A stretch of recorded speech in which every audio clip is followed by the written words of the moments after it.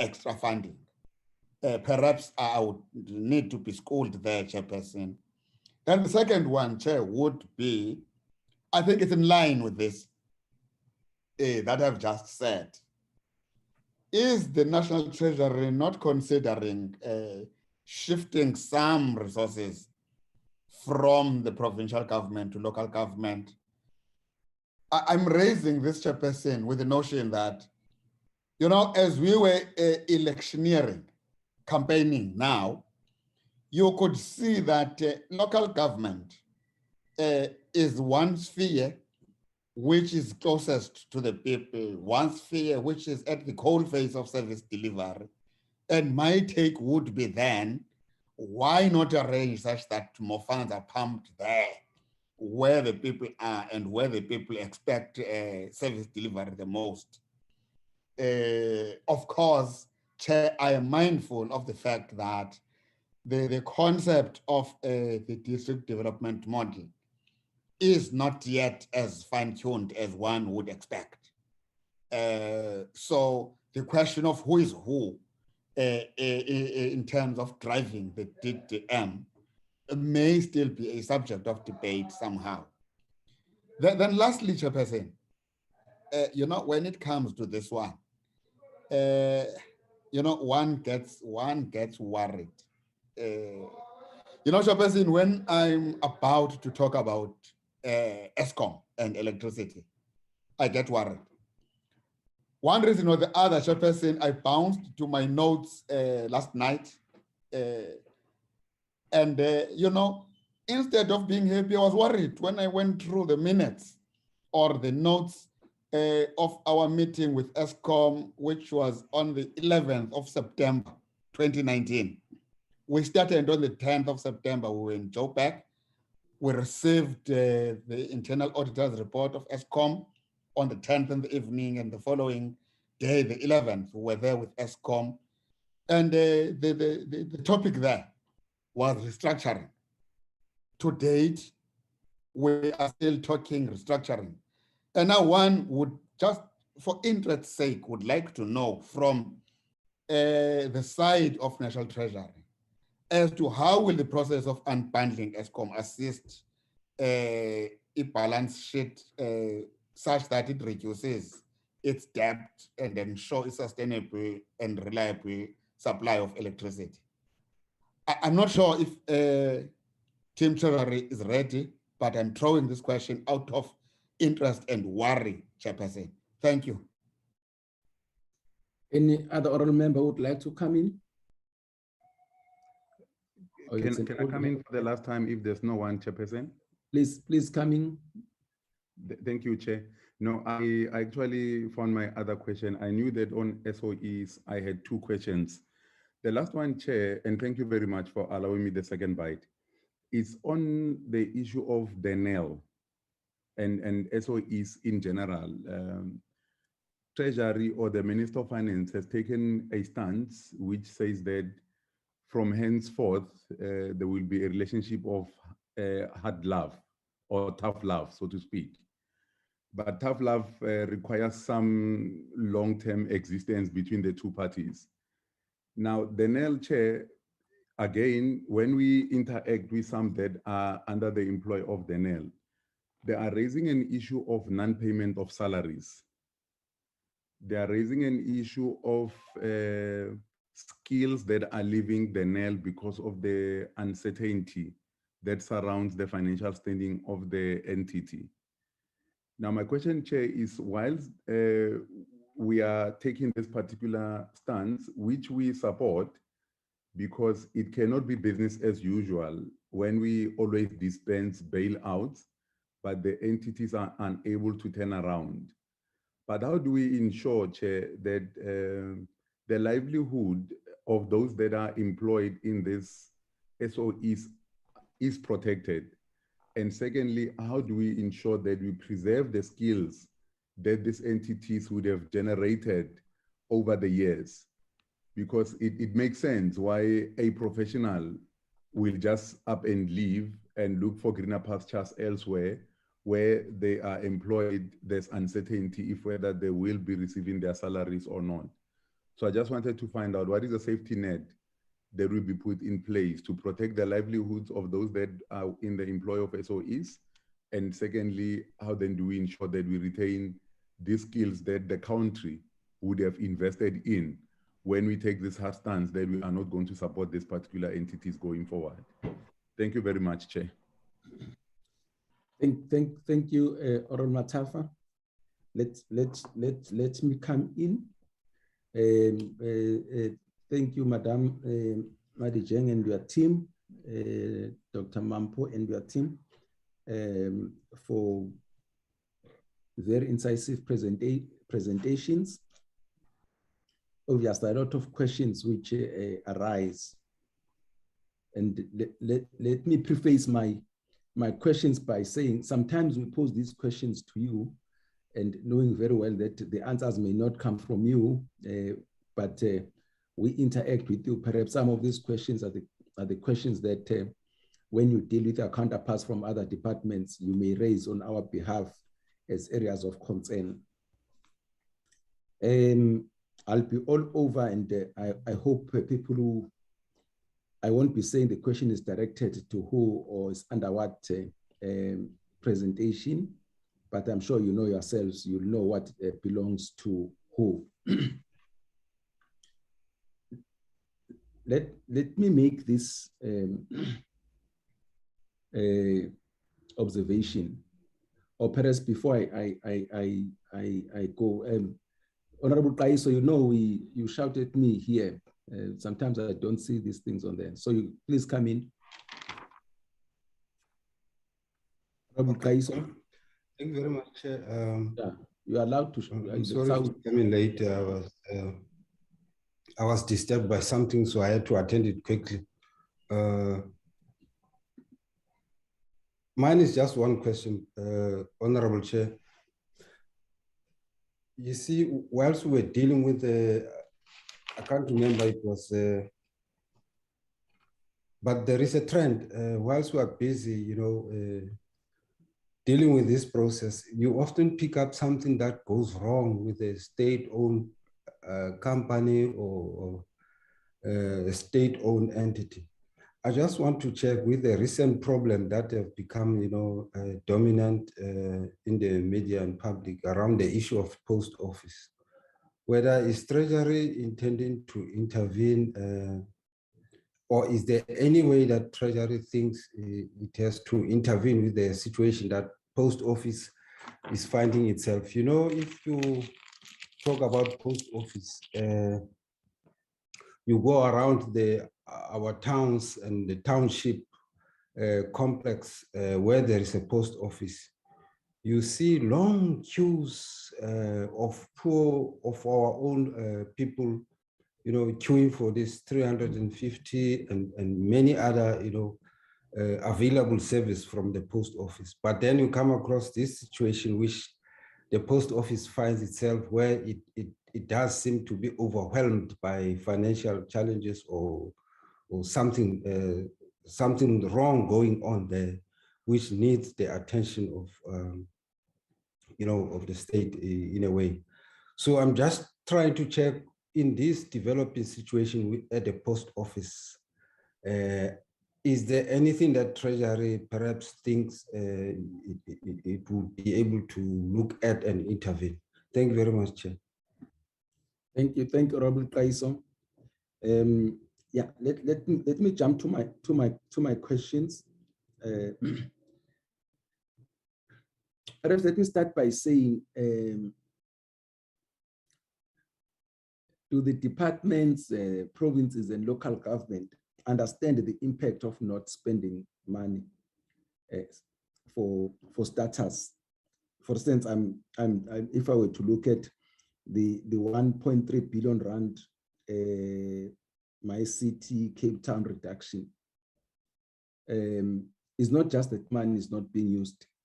When we allocate this money, one, we want to improve the infrastructure. Two, it's a service delivery issue. Three, it's a question of using infrastructure to jumpstart our economy. Four, the if you look at the opportunity cost as far as jobs are concerned, I don't think it should just be that easy that, yeah, well, we didn't use it, then we can, it can be reallocated. When there's so much unemployment in the country, I'm just saying, I use that as an example, but there are so many departments. We are still going to receive the second quarter report from Dr. Mampo. But yesterday, one of the things which came up when we were in the debate, Dr. Mampo, was the inability of one of the things which came up, public works, when we were to use the expanded public works was the inability of, again, the implications of not doing that. I'm just checking to use the expanded colleagues. Do we ever share with other departments and what implications? Because it doesn't help that I'm just checking to use the expanded colleagues. We spend so much time on these things, and there's so much competition for the funds, limited funds, and they get appropriated to either national, provincial, or local government. But at the end of the day, they are returned. What do we do with that? I just want to hear that. What's the best way of dealing with that? Because it is a great concern. The bigger socioeconomic impact of not using this money and the objectives that, the developmental objectives that we have as government. Two, presidential employment scheme. There are a lot of funds that go there. Do we know what the impact of that is, and how do we measure it? And for me, I would really request that National Treasury, if you can just send us a few pages of the strides that we have made because of this presidential youth employment scheme. Because instead of us seeing unemployment going down, it is forever increasing. So what is the impact that we are doing, that we are making out there with all these monies that we forever appropriate?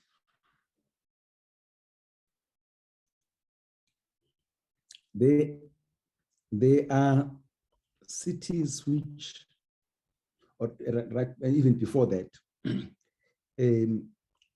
when I look at the grants that go out, for instance, the conditional grants and the direct grants and so on, do you think that that's the optimal way of dispersing this money?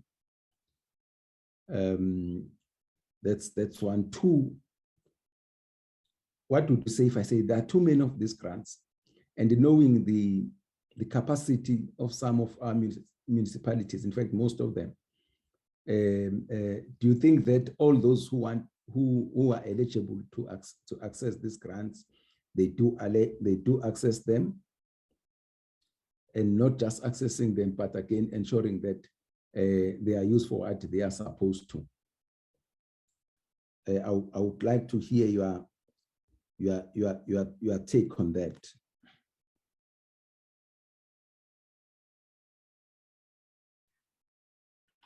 I'm checking my notes.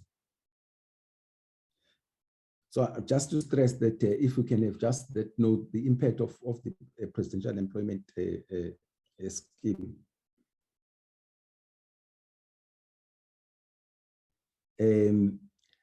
I know there's something that we said about the allocation for the Valdem.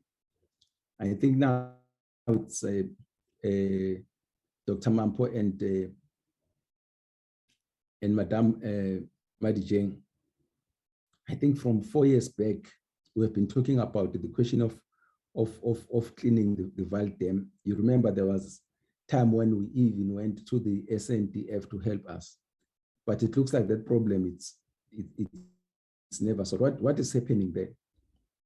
And I'll tell you that that's one of the things that you get as you move from one town to another, one city to another, especially as we're crisscrossing the country leading up to the local government elections.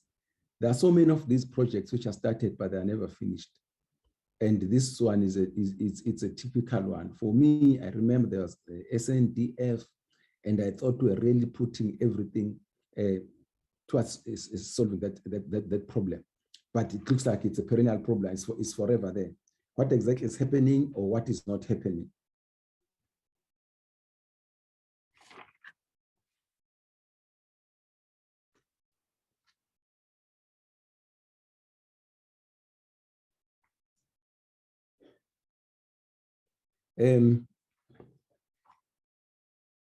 That applies to all of you.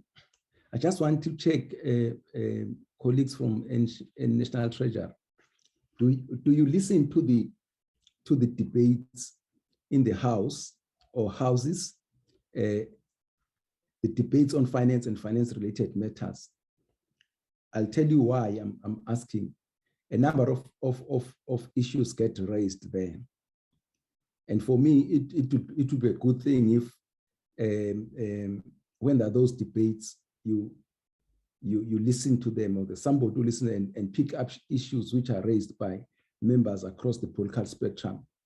You see, there are other parties which are not able to sit in all committees, but they debate and they raise very sharp issues.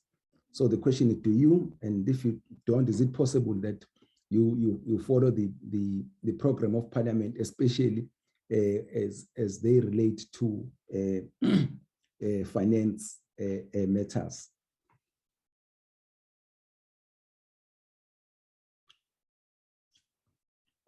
I might have missed this one.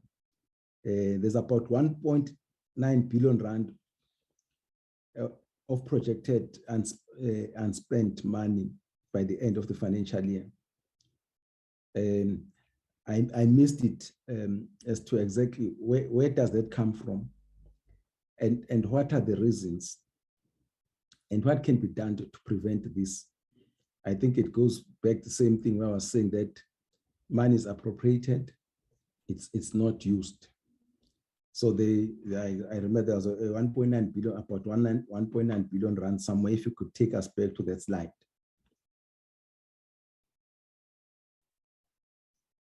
We also spoke about unforeseen expenditures, and there's a 40 million rand that we said to IEC for COVID and COVID-related challenges. And again, also, why was that not foreseeable, so to speak? We knew that there was COVID. We knew that we were going to the elections this year. What exactly was happening there? And we also said the presidential employment scheme also was not foreseeable. Why? We have always known that there's a problem of unemployment in this country, that and we have always known that there should be intervention. In fact, even the presidential employment intervention, it's something which has been there with us. Why are we saying that it was not foreseeable? There's a slide where you are talking about the rollovers of about 2.8 billion rand. I would like us to revisit that slide and let's have just more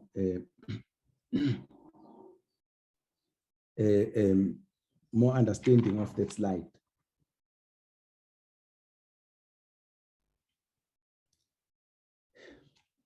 I think that was a Department of Higher Education, but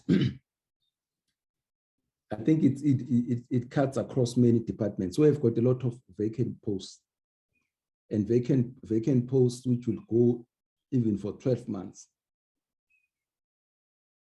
What would you say if I argue that those posts, perhaps we don't need them if we can go the whole 12 months without filling them?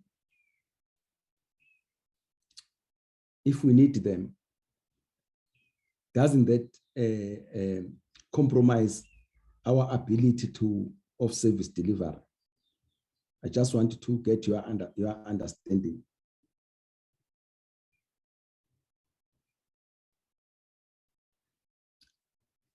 let me also still touch on now specifically the conditional grants. Where do we think the problem is? Is it with the recipient in terms of, let's say, a local government in this case, or is it with the national government, or a combination of both? I would love to hear your comments. Or members, is there anyone who still want to come in?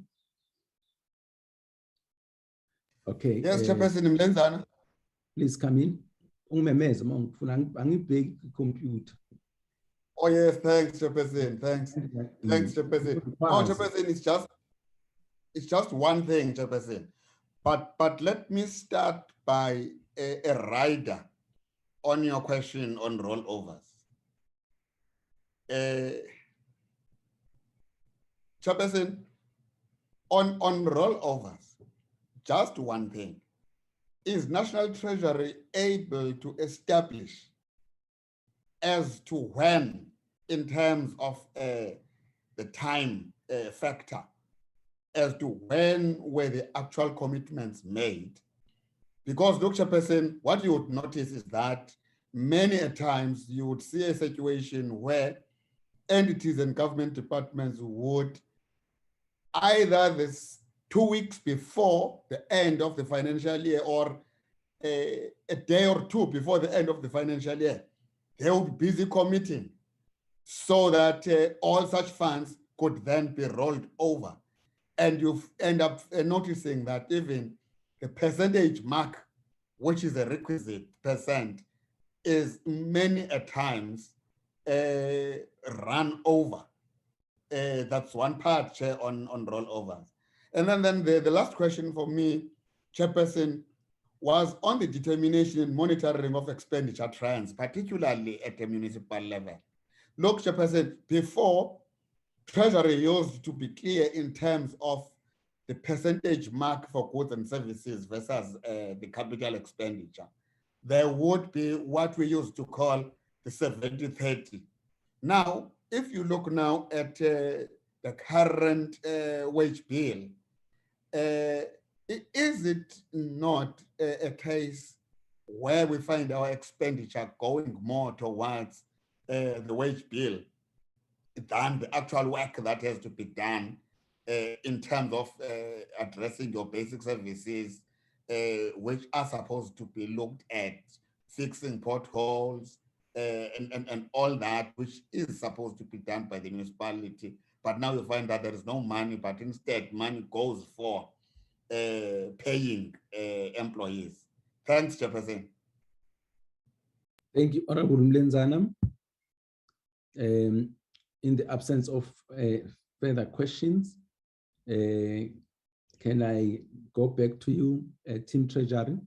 You'll answer all the questions and then you'll only return my meeting to me once we are done. Okay. No, thank you, Chair. We will attempt to do that. There is quite a lot of us on the platform. So we will certainly be assisting each other to respond to this important but difficult questions. So let me start, Chair, with the question from Honorable Matafa on, and I think this question is coming across in a lot of questions that were asked around the concerns regarding the spending or poor spending performance with regard to the infrastructure across the spheres of government. I think particularly with regard to provinces and local government. So I must start by saying, I mean, the issue of infrastructure is a major concern for all of us and for us as Treasury, because we appreciate its importance in terms of supporting service delivery, access, and also being an important platform for economic activities. So obviously, the fact that money is being made available and there are challenges in spending, it is a concern that we share with honorable members. So what are we doing about it? Obviously, there are limitations in terms of what we can do as Treasury, limitations in terms of our own capacity and skills to be able to provide support to the 257 municipalities and the many departments in the provinces that are actually delivering infrastructure. So, but what we have done and what we continue to do is to address some of the challenges and provide an enabling, environment. First of all, in terms of the systems, because part of the challenges is planning, is forward planning, is being able to have an appropriate pipeline of projects that are able to be delivered when the money is available. And we're put in place the infrastructure delivery management system that actually, encourages forward planning and consideration of a whole life cycle of the project and understanding in terms of what you do in each and every year that you're planning for the current year, you are implementing for the current year, and so on and so on. So what we also have done is to provide assist in terms of capacity. So looking at the systems, looking at the competencies that are required and the financing. So what we did in provinces, actually, for instance, in education and health, we defined the competence requirements that needs to be managed through the systems, infrastructure delivery management system. And we also allowed for a portion of the conditional grants to be used to support, technical capacity that departments actually need to be able to do that. And that we've been allowing for a number of years. So it is a concern for us that the departments often choose not to appoint the right people with the allocations that they have. And what we also have done and said, if you have not appointed the right skills, then we will not be able to fund this in the long time. So those are some of the things, because we do believe that you do have to have support, but you do also have to have a stick that incentivizes performance.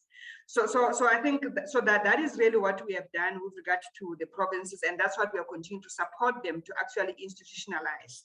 But the challenge still is the problem of accountability, whereby even with the money that you are given, with everything that you are assisted with, the choices that the accounting officers often do is to then maybe not appoint, or perhaps not appoint the right people, and also not do and follow the system as actually outlined.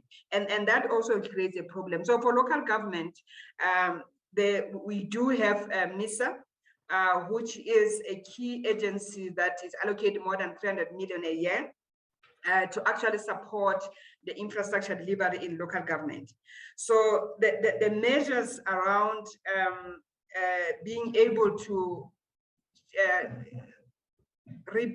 change these grants also into convert them from direct and indirect is also part of the measure that says if the national department is able and the municipality or the province is not able to, let national government take over and support the delivery, because the whole focus is really around delivery of infrastructure for the people. But what we have seen also is that even with the indirect grant, we haven't quite seen a good performance. I mean, for instance, in education, we have got this infrastructure grant that was run by the department. There's been struggles there. So what then says is that overall across government, there is a challenge. And I think that is why the whole effort to get the systems right, to also institutionalize the culture of project planning and pipelining of project is something that we are pushing very hard. We have allocated money for project preparation as the Treasury, and we are trying to get the system to be in the rhythm of actually proper planning and pipelining of projects. And if we don't get that right from the implementing agencies, we will continue to struggle, Honorable Chairperson, and it will continue to be a challenge. So let me also address this issue of unspent public transport network grant. Sorry, can I interrupt you? You see, Yes. You made a point sometime, and a very valid point, to say all these other departments, provincial governments, some SOEs and so on, who are not performing. They are having very highly paid people there. We have got their responsibility to do these things and so on and so forth. I think when we ask these questions, we are very much alive to that. But we also want you, as you come with perhaps some solution, right? Even if you say, no, on this one, I think so and so, such a department or such an institution should be able to come in and do 1, 2, 3. I'll tell you why we do that. We also interact with the Department of Monitoring and Evaluation, right? The department is responsible for all of government. Want to be able to raise these issues with them and say to them, look, these monies are appropriated. That's what happens. That's what the National Treasury has done, but no service delivery and so on. We think, please look at 1, 2, 3, 4, if you understand my drift. So I'm saying sometimes when we pose these questions, National Treasury should not think as if we expect them to solve all these problems that we are having. But we do expect some pointers to say, look at this, perhaps that's what we propose, so that we are able to also deal with that at another forums that we that we participate in. I just thought let me and as I'm quoting you in our previous engagement, I don't think that we have forgotten that. Thank you, Chair. Thank you for this assistance. And I'm hoping that my remarks already give some pointers, because as we are saying, the local government, MISA is a very important, agency that has been and is continuing to be supported, to have departments, and that departments also have asked for indirect grants, to be able to convert them so that they can help the municipalities. So that means that when there is a failure in the water delivery, then the Department of Water needs to also answer, because there is those mechanisms that we have put in place, to be able to enable them to do that. So, but Chair, I wanted to also touch on this public transport network grant that of the City of Cape Town. So as we indicated, that this is the money that came through the budget facility for infrastructure, where the city applied for the funding. So what then they indicated in this year is that they are behind in terms of their processes. So there can be a question there in terms of our assessment of readiness, whether it was actually correct in the first place as the Treasury inputting that money. So that is also what we are also looking at, to say maybe there is a rigor that we need to introduce in actually determining the actual readiness, because the money was given in line with our understanding where the city is and its readiness to absorb, but it looks like we got it wrong there. So essentially the citizen is saying, let's reschedule this money so that then we can align it with their planning, which I think also it's a good thing, because instead of the money just being spent and being wasted, let's ensure that the planning is going to be right. But I think there is something for us there also, Chair, to reflect on as we deal with the budget facility for infrastructure approvals. So on the issue of the DDM funding, I mean, DDM is also a mechanism not only about coordination and ensuring collaboration, but it's also in the context of some of the challenges, of capacity, both in terms of the skills and the systems that are a problem in the municipalities. So what we are expecting here is that the national departments would still be able now to strengthen its hand in order to ensure that they are actually sorting out some of these challenges. And part of the DDM has got of these DDM hubs that are meant to also be equipped with various kind of skills that will then be able to provide the support that is actually required to ensure that the planning that is required within the municipalities and the alignment that we require with the provinces and national government actually happens. But there is an intention to actually strengthen that capacity within the municipality, but also strengthen the hand of the department to also sort out the systems challenges that the department, the municipalities are having a problem with. Should we not be considering shifting resources from province to local government? I think that's a difficult one, because remember that each one of the spheres is funded for the functions that they're performing. What we are already seeing now with regards to this process of fiscal consolidation is that even with provinces, there are already challenges that they need to tighten up to increase efficiency. So there is no way that we can pull out money and leave the functions with the province and take them to local government. So I think that's essentially a challenge. So the problem that we have is overall problem that we don't have enough money to be able to put into government spending at this point in time. The other issue, so our grants, the optimal mechanism for actually dispersing the allocations to grants, are they not too many? I do think that there are too many. I do agree, and I think we have done a lot of work over time in trying to consolidate some of these grants in the system. And NIC came as one of those consolidation. Obviously, with the realization of capacity challenges, then you had water affairs also creating additional grants to be able to focus more on water. And the principle was, with you as a sector, therefore, you will be able to provide support and capacity. So I think there is that challenge that we are faced with of whether you provide more authority to departments to be able to oversee the performance in the municipalities, or you have got a single grant that goes to municipality that would be overseen by one department, as we had tried to do with NIC. So I think the creation of more grants, indirect grants, is really a response towards these challenges that continue to emerge. When we think we're solving this problem, then we're having this problem.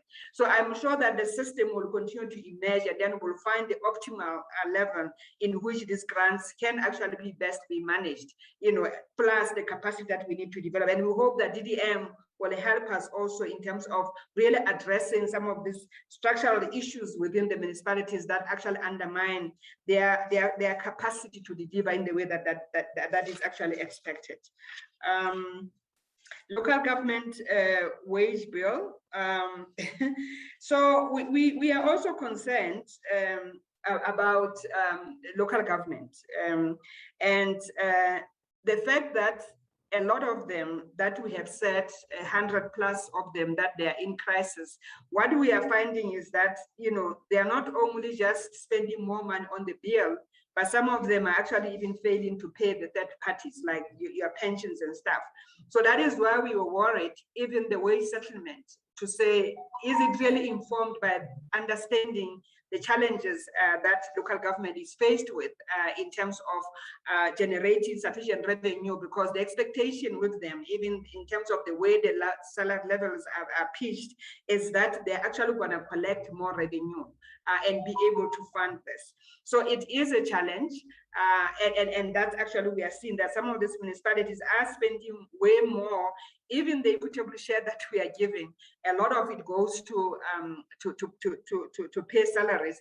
And when you look at the composition in terms of who is there, it's actually a lot of general workers. You have got lots of people, bloated structures with no skills, simply because there is no employment. The municipality seems to be, the source of employment, particularly in this smaller, in this rural and smaller municipalities. That in itself becomes a problem, because it means you are actually now taking money to benefit a few, instead of having a lean and mean municipality that can be able to deliver for the benefit of the majority of the people. So, and I think those are the issues that we need to look more right now particularly because of the new councillors, many of them are really coming into a serious crisis in local government, that we have got to be able to support them in a very decisive way to actually begin to reverse some of these challenges that we are, and hopefully the economy will grow, we'll have more money to add in the system. So Mampo, I think you can come in, I will check if there are other things that I have not answered, and I think my colleagues also can also add on some of these issues. So, but let me allow you to come in, and then we can have other people adding on. Thank you, Chair. Thank you, Mayor Madijeng. Honorable Mlenzani, when you said you're becoming sharper and sharper, I must say even the questions are now becoming much sharper and sharper. So I mean, the questions that you've asked us are very tricky, and I just hope we will do the best to respond to them. So the first question, Chairperson, that I think I must just explain and then just take a bit of time in explaining it, basically is the issue of rollovers. So basically, Chairperson and honorable members, when we get the requests for the rollovers, there's a criteria that we use to avoid the issue of departments just piling up the money. So basically, what we look at, one is that we basically will only consider rollovers, and that would be for payment for capital assets. And basically, what we will be considering is finalizing a project. So it's not that if you were unable to spend the money last year, we will give you the full amount. Firstly, we check if you have invoices, we check if the funds are already committed, and if they are committed, when were they committed, and what is the source of the delay. And when we get that information, then that is one thing that we consider. For transfers and subsidies, the only one that we consider basically is we only look at the rollovers of what the money was originally voted for. So if departments will come and say, we want a rollover, the intention was this, but we think we're gonna send it to this or change the purpose, then we won't approve the rollover. We do not consider at all, honorable members, rollovers to fund compensation of employees, because that is something that you need to budget for. So it's not something outside of the process. And as I said, for specific purposes, you can't roll over money more than 1 year. So last year, if there were delays and you managed to deal with those delays and provided motivation for it, we will consider a rollover. But for the second year, it can't be a rollover. So we will not be considering those. The services that the departments incur and they are recurring, we don't consider the rollovers for that. We also look at whether whatever you're asking to roll over, can you manage within your existing baseline for the following year. If we do an assessment and think you can deal with the rollover request within your baseline, then the rollover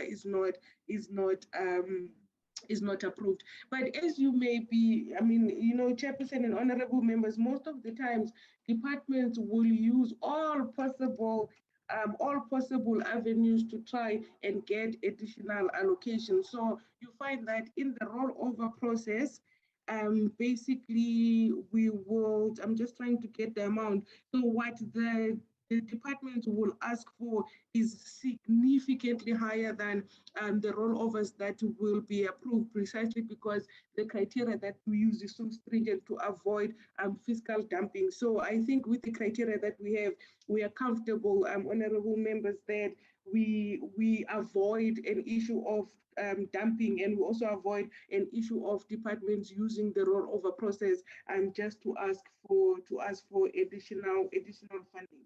So just in terms of the presidential youth initiative, so Chairperson, basically in the MTBPS, we have a page, I think it's like page 40, where we give details of what the allocated funds were and how many jobs were basically created. So what we're looking at about 445,000 jobs that are created through this employment program. But Chairperson, I think the issue is more complicated than just us allocating funds for this purpose, because the magnitude of the unemployment or the job losses in the private sector are so significant that close to 445,000 jobs that are short-term and are created by the state don't do much in terms of changing the unemployment numbers. So I think the key is always been, how do we then work with the private sector to have a difference in terms of the unemployment numbers. But if you just purely look at the state, I mean, this presidential youth initiative, it doesn't add as fast as the jobs are being lost in the private sector. But I mean, this is not the only money, Chairperson, that we put for jobs. All in all, I think over the MTF, the estimated amount is about 74 billion, and that basically includes all the employment programs in the state. But even then, Chairperson, it won't be sufficient enough to reduce the significant unemployment. So we honestly need the private sector to basically form part of this. But in terms of the details, Chairperson, that you were looking for, I think because the responsible people would be the project management unit in the presidency, where they do present the proposals to the National Treasury. They present, the intentions of these jobs. I think it would be very good that they come and present to Parliament so that you can get a much more detailed assessment of how they think these jobs are adding value to the system. So the projected underspending, Chairperson, so before I go to let me just deal with the unforeseeable and unavoidable. So even when we presented this in the Treasury Committee chaired by the President, we did get the question on the IEC. So Chairperson, when the IEC made the budget bid for the census, that was 3 years ago.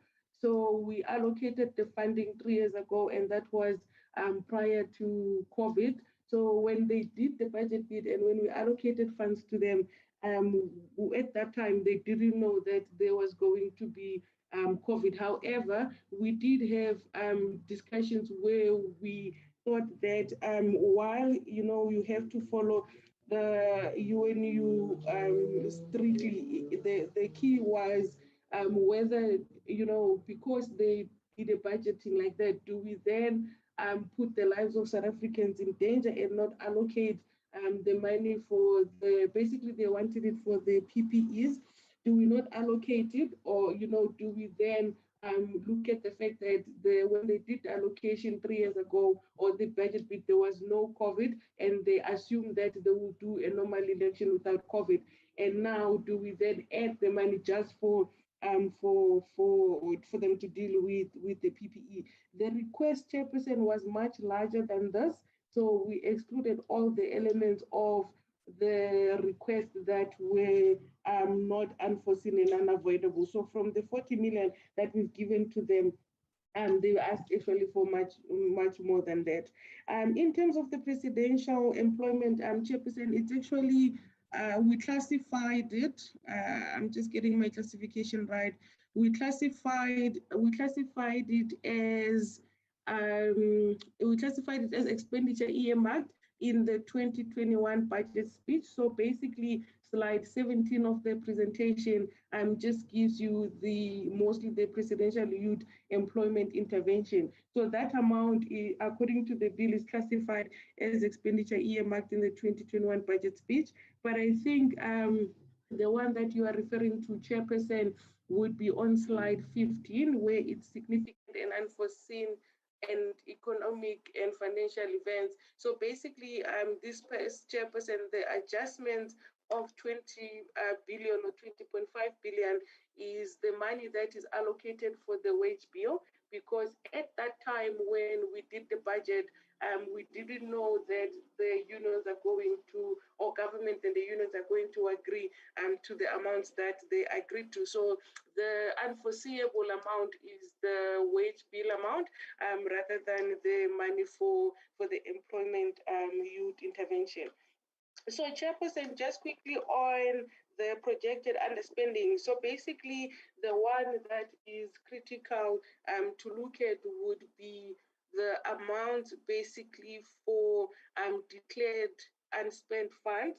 So the declared unspent funds would be the money that is taken out of the allocations for the departments, and that's about 1.95 billion. So it's a total for all the votes, as Mpumi said, with the largest one being the transport, and Mayor Madijang explained the reasons for the underspending.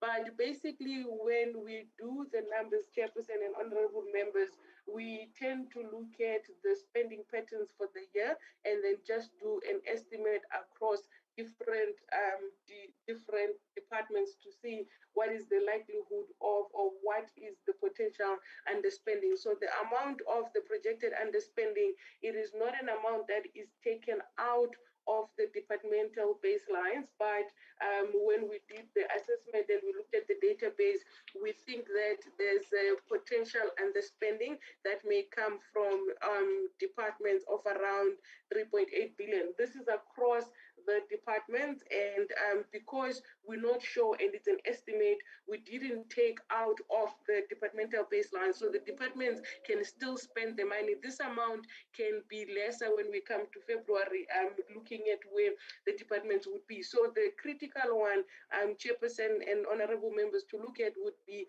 the declared unspent funds, because that amount is taken out of the departmental baselines. So the question on the contingency reserve and the 9 billion. Dr. Mampo? Chairperson? My apologies. Can I, as you deal with these unspent funds, does this figure also include what is in the SOEs? Remember, departments when you allocate to the department and then they transfer to the SOEs, are your figures here also inclusive of the SOEs? No, Chairperson, this is basically the money from their baselines. The transfers, we don't touch them until year end. Okay, that helps. Yes, no. This is purely the baselines of the department. So Chairperson, I was about to deal with the contingency reserve and the revenue windfall. So basically, how we budget for this is that for the contingency reserve, we were very explicit at the time of the budget that we are not sure what the cost of the vaccine is going to be, whether we're going to have different waves that will be affecting us. So because of the uncertainty in terms of what the spending was going to be, we then put in money for the contingency reserve, and that money was allocated throughout the year. It was allocated to health and other departments. So the windfall, the money for the windfall, Chairperson, is not going to be in the spending money, but if you look at the MTBPS, where we give details on the debt and the debt servicing costs, that will be page 70.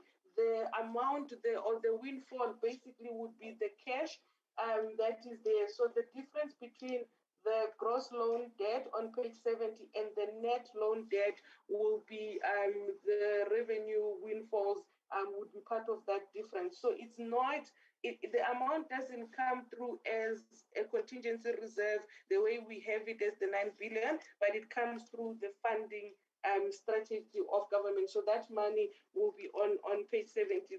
The key thing on the contingency reserve, or how we determine the contingency reserve in the spending pattern, is basically trying to cover the spending that we're not sure of, rather than to put it as a reserve. So most of the cash reserves that you are referring to would be in the financing requirement in the ALM chapter. So I think the key is, if you want to see the revenue windfall, then you won't see them in the contingency reserve as we describe it in the spending patterns, but it would be in the financing of the government debt. So that number will be there. I think, Memadijeng, if you haven't dealt with the district model, you can just deal with the district model.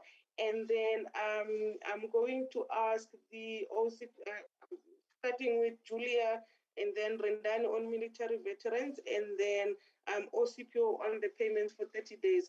Chairperson, just a quick one on the presentations that we're going to do after this. There's a very long presentation on SOCs, and it answers most of the SOC questions that we have. Is it fine, or is it allowable that we go through that presentation and then deal with the SOC questions, or you would want us to deal with them now? Because when we present most of it, we will deal with them. Yeah, let's deal with SOEs related questions then. Okay, all right, thank you, Chair. I'm Julia Rendani, and then OCPO, please come through. Thanks, Chair. Julia de Bruin here. On the rollover of the school infrastructure backlog grant, just to explain, as Mampo has already done, but in this specific instance, the infrastructure has already been delivered. And so the delay here was that the invoices were received after the cutoff date and they couldn't be processed. Hence the rollover. It is not for anything that is still in construction or anything like that. And then on the vacant posts, I have some of that in one of my portfolio, which is the Department of Higher Education and Training. So that would be around TVET college lecturers. I think they do need them, Chair. It's not that they don't need them. They struggle to complete the process because for one post, they may get 200 applications. And so if you can think of a TVET college having more than one vacant post, the number of applications just overwhelms them. And I'm not sure if they've managed to work out a more electronic savvy way of dealing with it. So I'm sure they deal with them still in the old way, which is printed versions and things of that nature. So the process just takes very long. And it's not that they don't need the posts, they do. TVET colleges really require the lecturers, because that is the skills that TVET colleges will provide, or the skills that the country needs. Thanks. Thank you, Julia. Thanks, Chairperson and honorable members. It's Rendani here. I will deal with the question raised by Honorable Matafa on military veterans.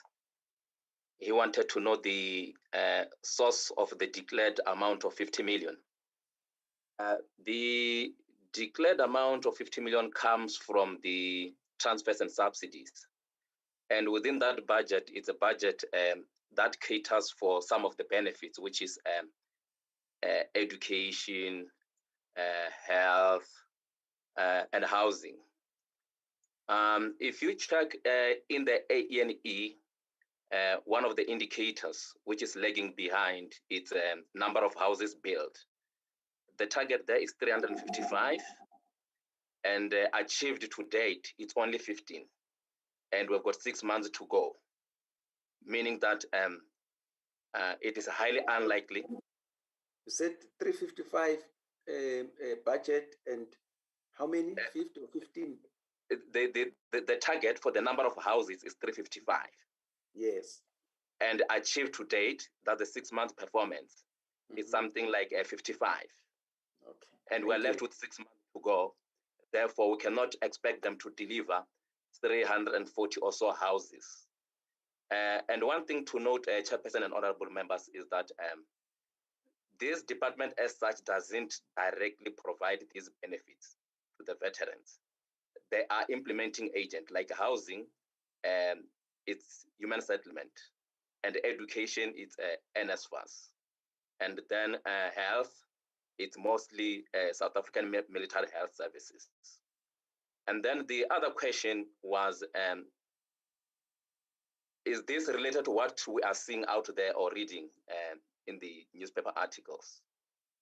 I should highlight that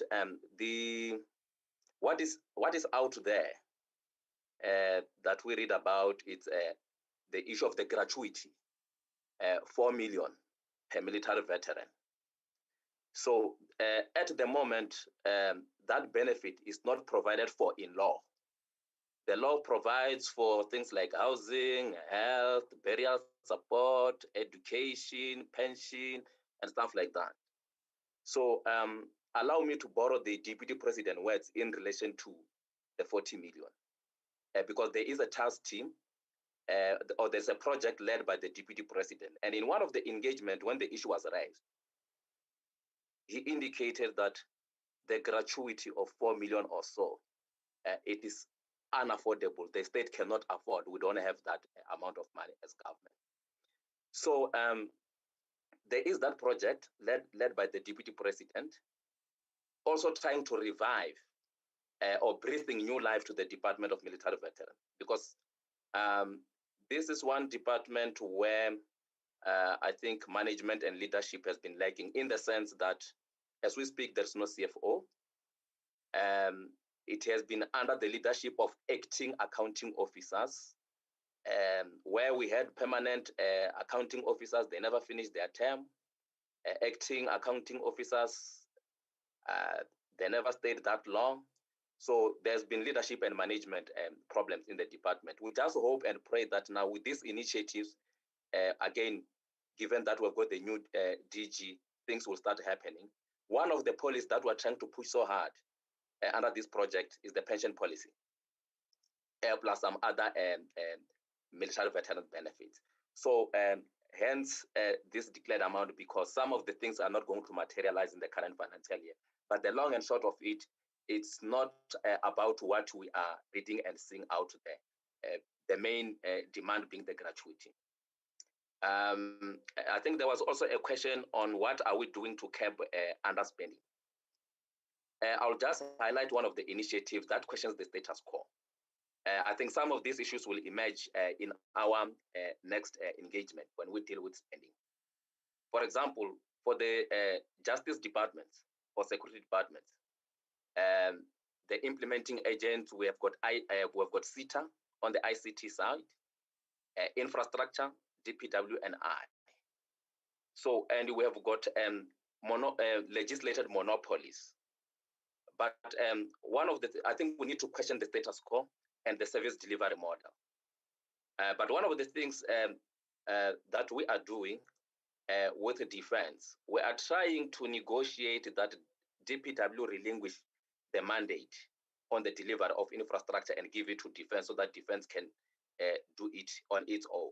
I think this was also a recommendation by the previous Standing Committee on Appropriation, that defense must be allowed to carry that function.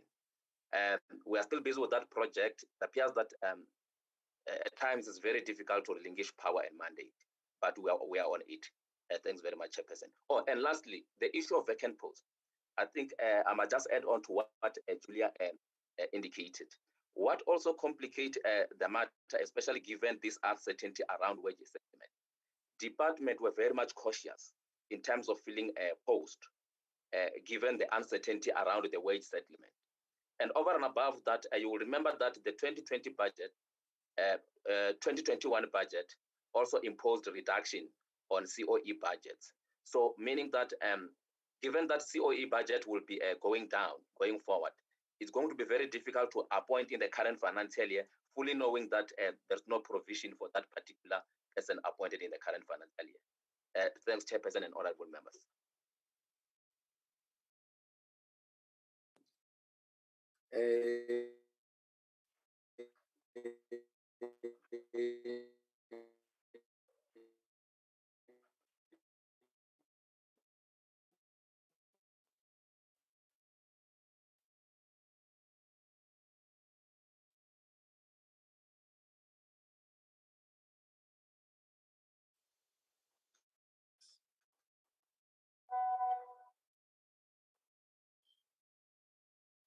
So, Chairperson, Mr. Fanny is trying to deal with the 30-day question. So I'm not sure whether he's having a problem.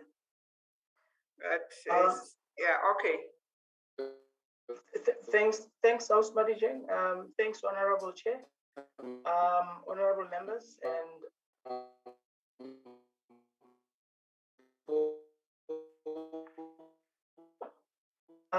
if I may go ahead, Chair. The issue of 30-day payment by law, we have.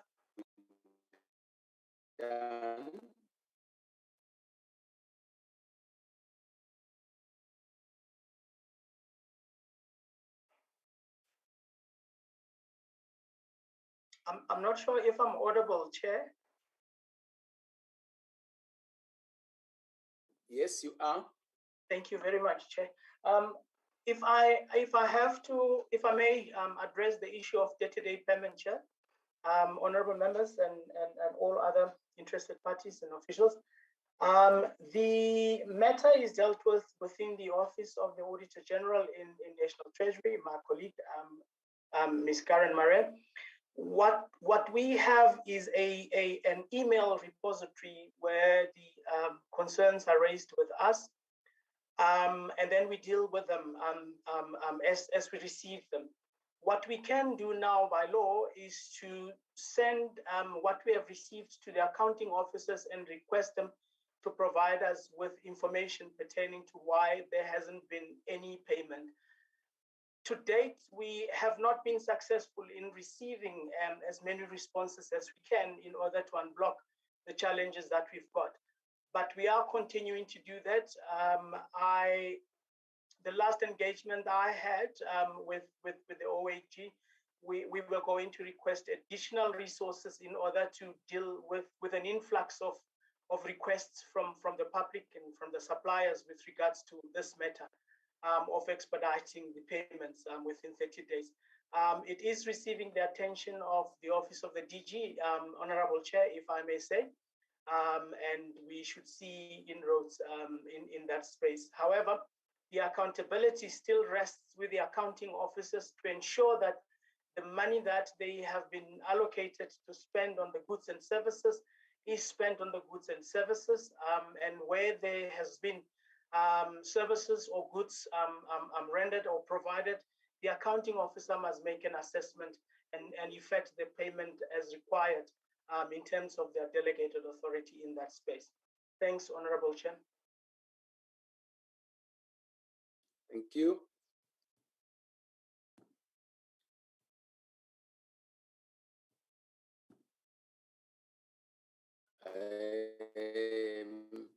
Dr. Mampo, are we done? Yes, Chairperson, we are done from our side. Thank you. Okay, that's fine.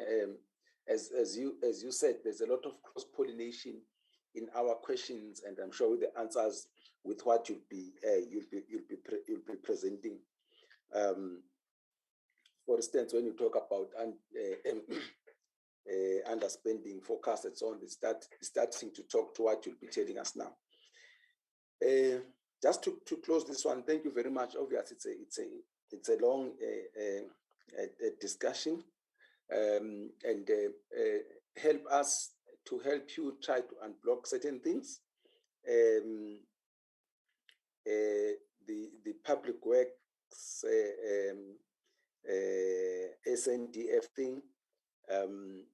If there's something that you think we should do from our side, please communicate with us, drop us, and because I think we need to unblock this. But I'll be failing in my duties if I don't talk about the military veterans. You see, just listening to you, these things are all over, and these veterans. I'm sorry, there's Department of Housing, there's Department of Health, there is this and so on, education. It's definitely not optimal. For you need a one-stop station of some sort for these types of things, so that we are able to do that. We don't have a lot of military veterans. What we have agreed to deliver, we're not delivering. I think that's where the problem is. About other things which are affordable or not, there are things that we have agreed that we are going to deliver, and Parliament has approved budget for that, but nothing is literally happening. If you are talking about 50 out of 350, it's not anywhere close to what we want to do.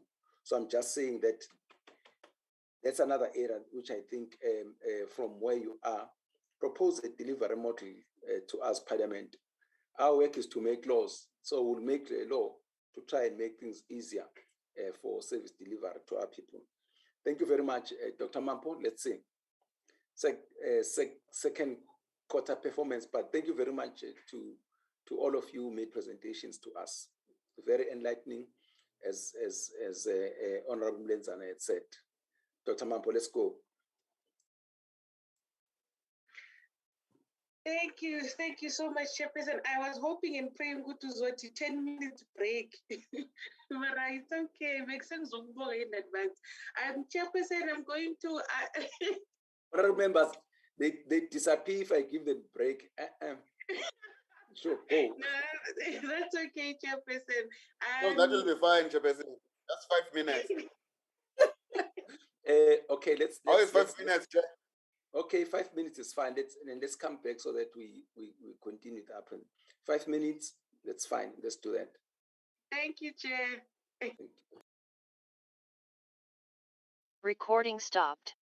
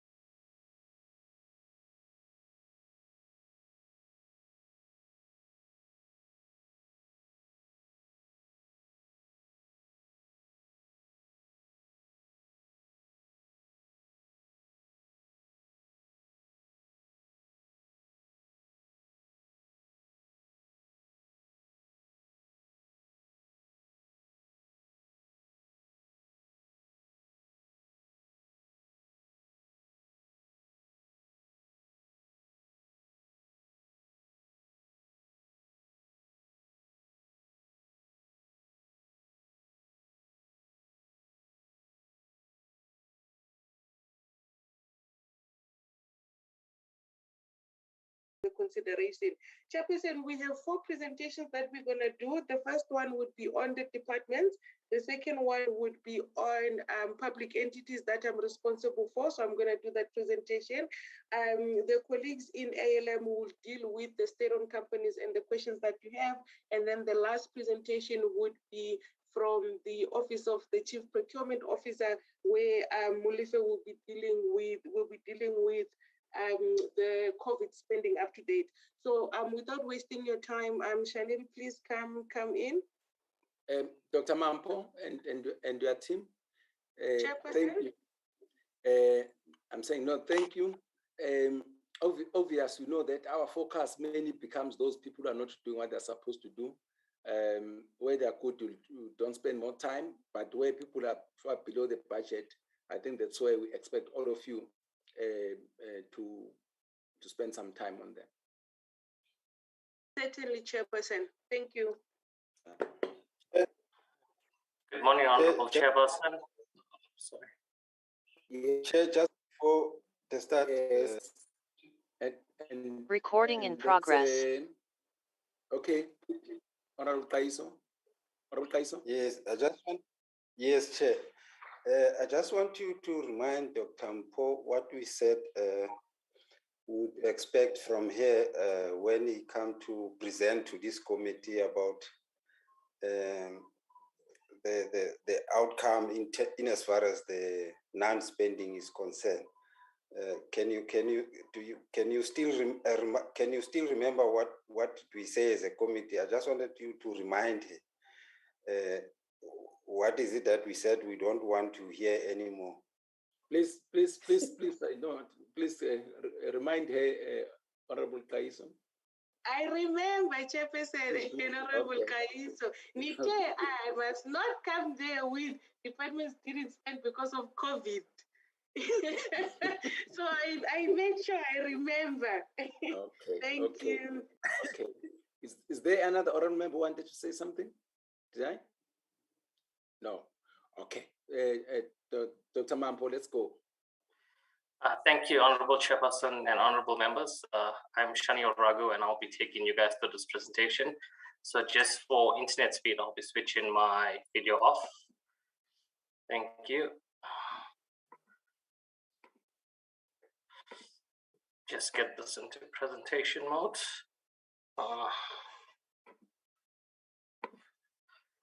Okay. Thank you, colleagues. Good morning once again to the Honorable Chairperson. My name is Shaniel Ragu, and I'll be taking the committee through the National Department spending at the end of the second quarter of the financial year. And as indicated, Dr. Mampo Modiste will continue with the public entity spending. So just to highlight the overview of my presentation, I will start off with departments that projected to spend higher or higher than projected. Then I'll move on to departments that spend lower than projected for the second quarter, and finally ending off with the personnel expenditure. So this slide provides a snapshot of the spending. The preliminary data for the second quarter of the financial year shows spending of around 506 billion, which is lower by around 8.6 billion or 1.7% against the projected expenditure of around 514 billion rand. This is depicted on the slide on your left. Let me just get the pointer.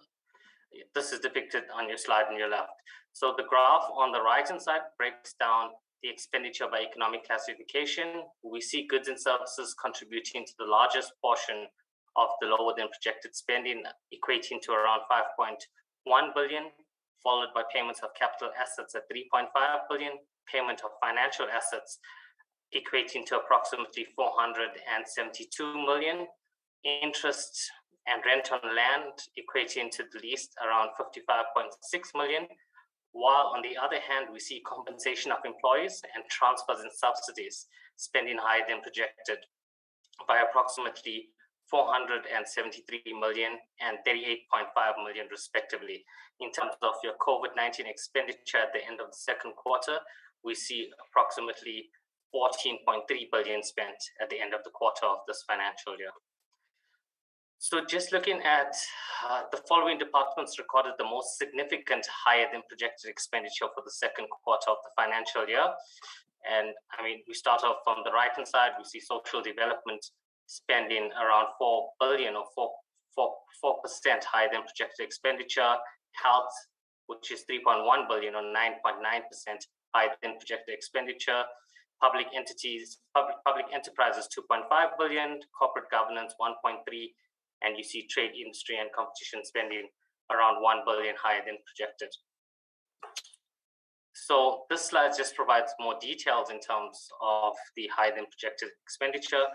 Social development, we see that this mainly incurred under the transfers and subsidies, mainly contributing to the higher than projected expenditure due to outstanding payments for the 2020-21 for the special, due to outstanding payments from the 2021 financial year for the special COVID-19 social relief distress grant. The delays are mainly due to late decision on the extension of the grant, which has led SASSA to pay in February grants in March and March grants in April.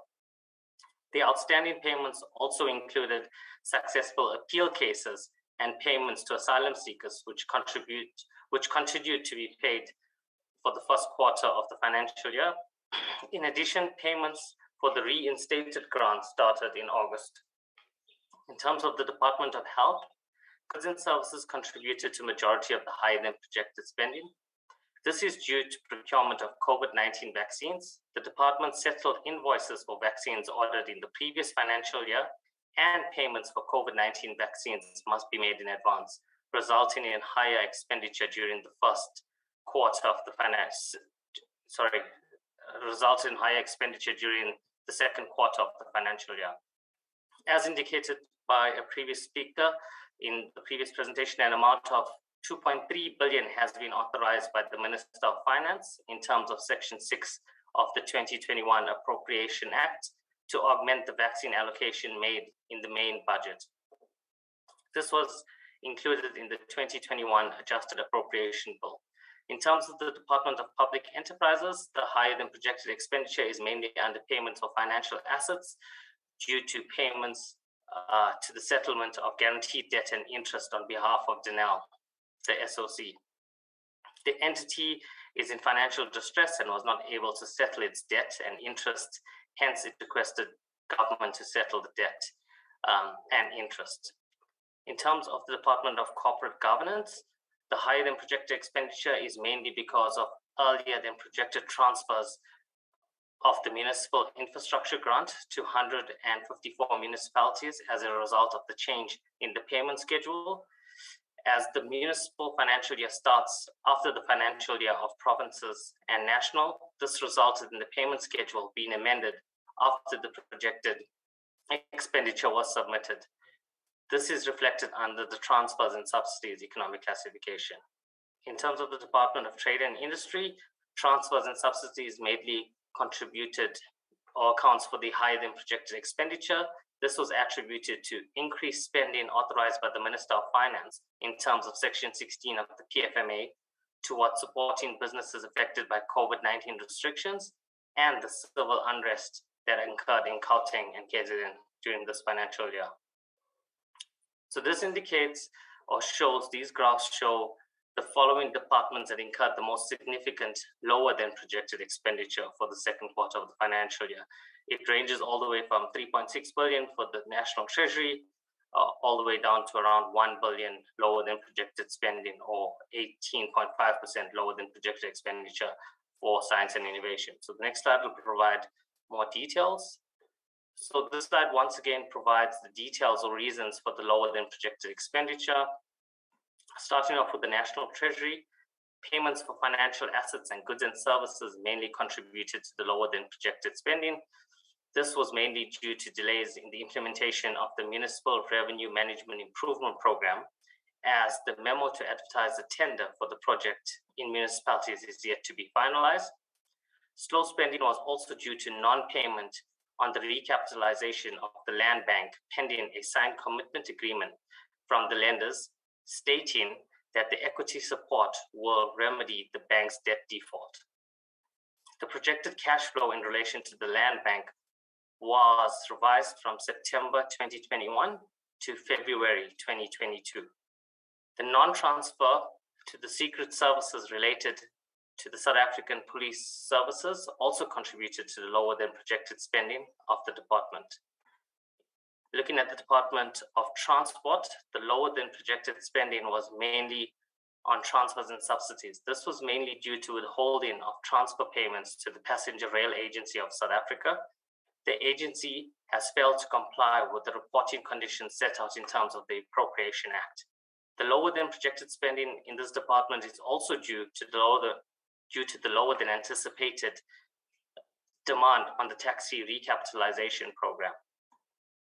Moving to the Department of Agriculture, Land Reform and Rural Development, lower than projected expenditure can be attributed to transfers and subsidy, mainly due to lower than projected payment related to settled land claims, the lower spending on land reform projects, and the slow spending on transfer to the land bank blended finance program, which is for loans and grants to support smallholders and emerging Black commercial farmers. Also contributing to the lower than projected spending in this department is goods and services. This is mainly due to outstanding payments for office accommodation as invoices were delayed from the Department of Public Works and Infrastructure, slow spending on travel and subsistence, and training and development due to savings generated from the utilization of virtual platforms, and farming supplies regarding enterprise and industrial development projects. In terms of the Department of Water and Sanitation, majority of the lower than projected expenditure is under payment of capital assets due to invoices pending certification, verification, and approval for payment of work done by implementing agents on behalf of the department for the implementation of the regional bulk infrastructure and water service infrastructure grant projects. Also contributing to the lower than projected expenditure is transfers and subsidies. This is due to withholding of the transfer on the direct portion of the regional bulk infrastructure grant due to non-compliance with the Division of Revenue Act. In terms of goods and services, also contributed to the lower than projected expenditure due to delays in the procurement and payment process for the operational expenditure, such as consultants responsible for support projects. Moving to the Department of Environmental, Forestry and Fisheries, the lower than projected expenditure is mainly attributed to goods and services. This is mainly because of delays in the rollout of the expanded public works program. These have resulted in delays in finalizing the project agreement and slow uptake on the infrastructure grant by implementing public entities. Other delays are in terms of the lengthy procedures for renting of vehicles in support of the operations in the forestry plantations, and delays in the tender process for the procuring of security services required for some forestry plantations. Moving to the second last department, which is Justice and Constitutional Development, goods and services and payment of capital assets contributed to the lower than projected expenditure. This is mainly due to 4 factors. The first one being delay in the process of the municipal service and private lease invoices from the Department of Public Works and Infrastructure. Secondly, court infrastructure projects are underperforming due to procurement and payment system challenges. Thirdly, delays in the procurement of ICT licenses and services, which was attributed to employment contracts of the officials involved in this process ending before the contract was awarded. And finally, underperformance by departments participating in the Integrated Justice System program.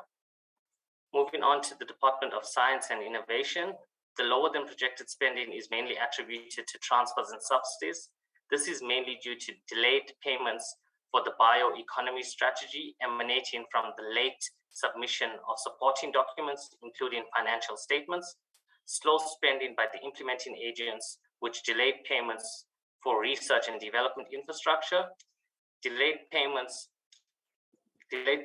for the technology localization implementation unit, and the technology station program projects because of delays by the implementing agents in submitting annual financial reports in order for funds to be disbursed. Moving to personnel expenditure, Sorry, just to highlight. Sorry, just go to the previous slide. Yes. The first department, the Environment, Forestry and Fisheries. Didn't we change this department by an act of parliament, the name of the department? Yes, Chairperson, we did. Yes, you're right. It's now Forestry, Fisheries and Environment. They didn't want to be called EFF, but we will change it in the next presentation. Thanks, Chair. Sure, bye. Continue. Sorry about that, Chairperson. Okay. Continuing, moving on to personnel expenditure, just to highlight a few departments from the second quarter expenditure report. Looking at the Department of Police, which has been touched on a bit by other colleagues in National Treasury, the higher than projected spending on compensation of employees was due to overtime payments processed in relation to the public unrest that occurred in July this financial year, as well as salary increases followed the implementation of the 2021 public sector wage agreement. The Department of Defense, the higher than planned spending on compensation of employees is mainly due to the compensation of employees ceiling, which does not support the current personnel numbers within the department. The Department of Higher Education and Training, the lower than projected spending is mainly due to vacant posts that were not filled as projected. Secondly, outstanding CET college lecturers claims that were not processed as projected, and delays in the implementation of the post-provisioning norms for the TVET colleges. Thank you, Chairperson. That's where my presentation ends, and Dr. Mampu-Modise will continue with the public entities.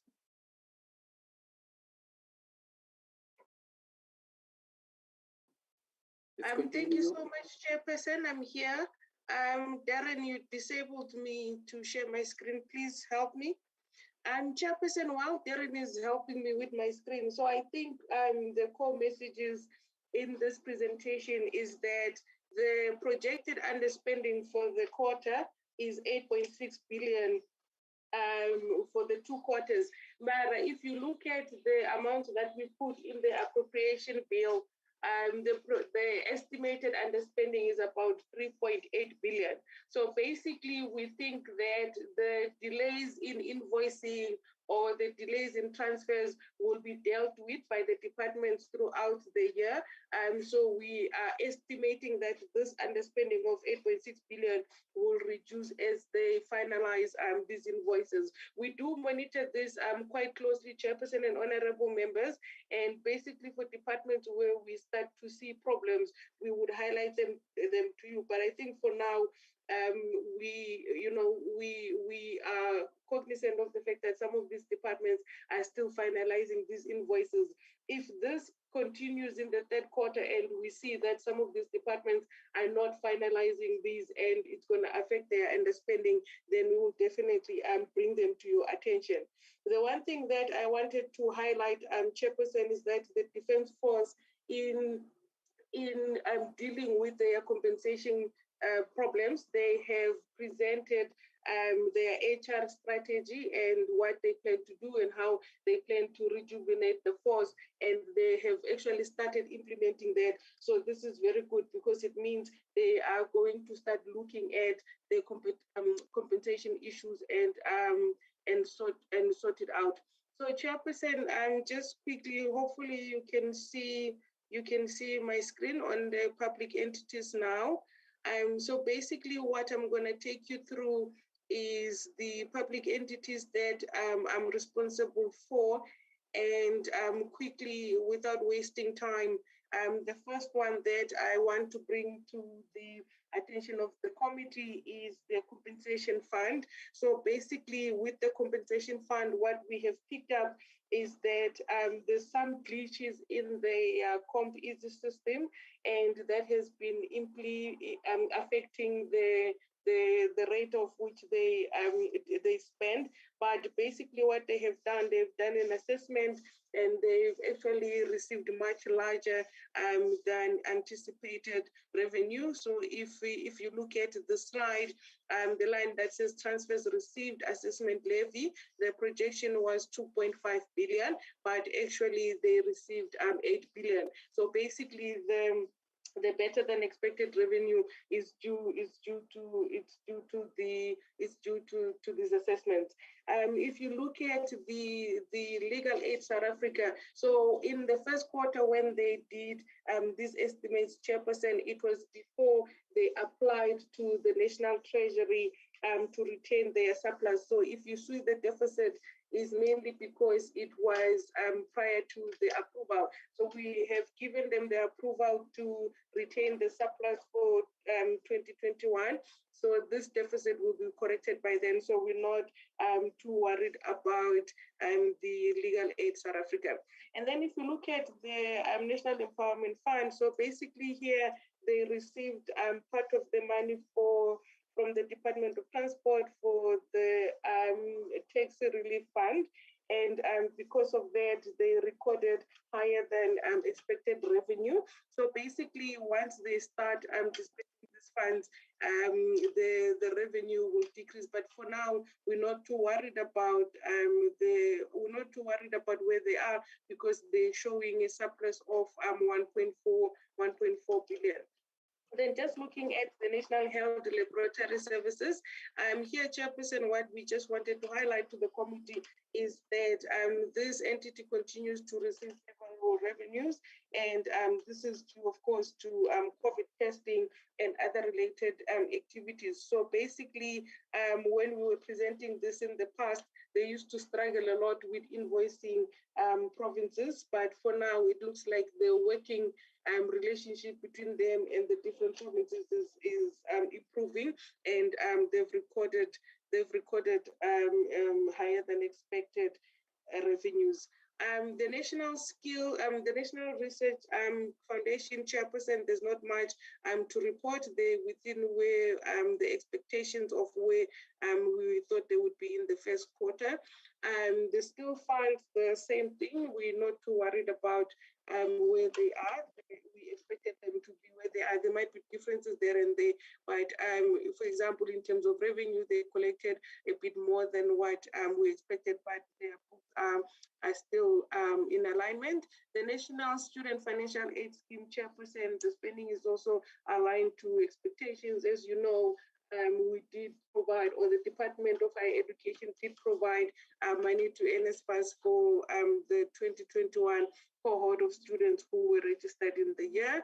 The biggest problem, Chairperson and honorable members, that is still there is PRASA. And basically here, Chairperson, as you would have seen, even with the Department of Transport, where they recorded an underspending for PRASA, the issues are quite broad. So the first issue would be the fact that they are running significant current or operational expenditure, but they're still unable to spend on their capital allocation. So if you look at the estimate here, you can see that there was expected to spend in terms of capital about we estimated them that they will spend about 4.2 billion of the allocated amount in terms of capital, but they only spent 640 million.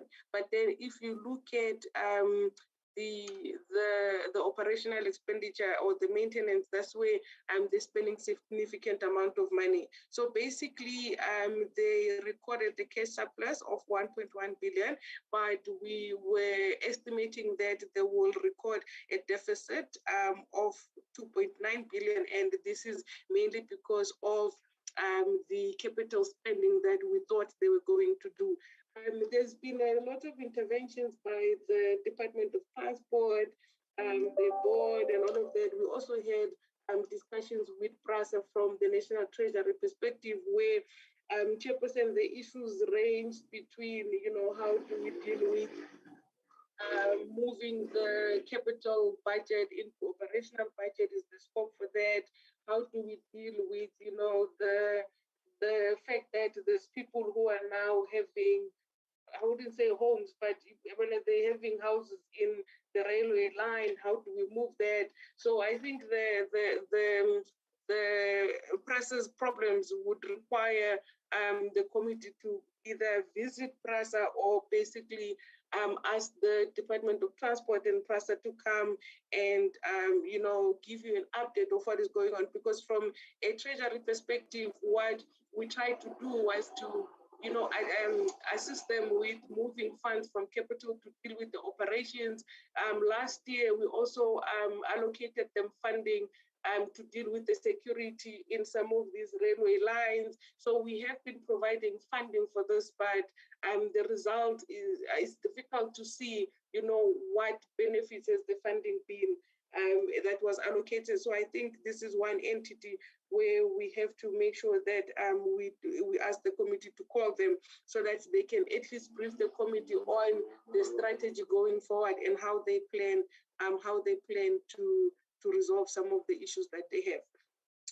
The road accident fund, Chairperson, not much to report here, except the fact that of course the claims are increasing, but at least the entity is trying to, standardize the case risk management and all of those, and also trying to make sure that the amount that are claimed are not unrealistic and unreasonable. But so far, because we increased the fuel levy, they're trying to manage within what they have. But of course, Chairperson, because the increase in the fuel levy was not sufficient to cover their short-term liabilities, we will start to pick up some of the deficit from their books. And as you can see, for this quarter, the deficit that they recorded was close to R1 billion. This is mainly because the fuel levy that we gave to them, the fuel levy that we gave to them was not enough for them to cover all of their the claims. South African National Parks Chairperson and honorable members, there's not much to report. They're spending within what is aligned for them. The South African Revenue Services, there was an allocation of R1 billion, and their spending is within what we projected. The one entity, of course, Chairperson, that will remain an issue would be SANRAL, as you know the issues there. But there has been work that we are doing in Treasury and, of course, with the Department of Transport, just looking at different options, and hopefully the minister will make an announcement in due course on the outcome of those. But we are working on resolving the financial issues of SANRAL, and basically what that means is that we're working on resolving the issues of people. And then SASSA Chairperson, we have allocated funding for SASSA, and the additional funding was mainly to deal with the extension of the 350 grant, but basically they within what we expected them to spend. They showed a little bit of underspending in terms of transfers, and this is mainly because of the SAPO is supposed to basically reconcile some of the beneficiary payments, but because of those delays, SASSA didn't transfer the funds. But we think in the second quarter, once SAPO finalizes these things, this would be resolved. Then SA Tourism Chairperson and honorable members, they're spending according to what we expected. And just lastly, if you look at the UIF, you realize that they have significant surpluses, and this is because what they did was they prioritized the funding for COVID tiers, and this is basically resulted in them delaying the transfers for the reassessments, but this is not a big deal. Once they finalize the tiers payments, then they will deal with the reassessment. But also they have they've seen some of the COVID claims that are incorrect or there's lack of information. So that was another reason that there was the underspending. But once they resolve the incorrect information, once they get the information and then they deal with the reassessment, the surpluses that is recorded of 11 billion will be much lesser because they would have dealt with these claims. So Chairperson, thank you so much. This is just the summary of the public entities. I'm just going to ask Ravesh to take us through and Unati to take us through the SOCs. Thank you, Chairperson. Dr. Mambo. Chair, I'm still here. Why do you confuse us? Why do you have surpluses in brackets? Because usually the brackets will be the negative balance. Am I correct? You understand my question? I understand your question very well, Chairperson. Yeah, okay. Yeah, I will just change the signs for this in my next presentation so that the surplus reflects a positive number. Yes, okay. Okay, that is something I can quickly do. Thanks, Chair. That's fine. Okay, good afternoon, Honorable Chairperson and Honorable members. Hi, Honorable Chair, hope you're well. Okay, I'm fine, thanks. Continue. Thanks, Honorable Chair. We're basically going to take you through 5 state-owned companies and 1 DFI. If I then allow Unati to Ms. Ngwena to take us through Land Bank. Thank you.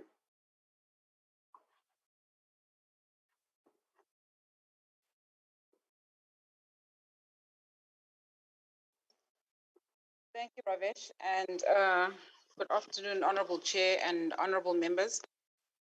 So in terms of Land Bank, this is an update. And in terms of them still being in a place where they are negotiating for their liability solution, which will see them exit their current position of default, the Land Bank was requested by its lenders to independently value its loan book assets.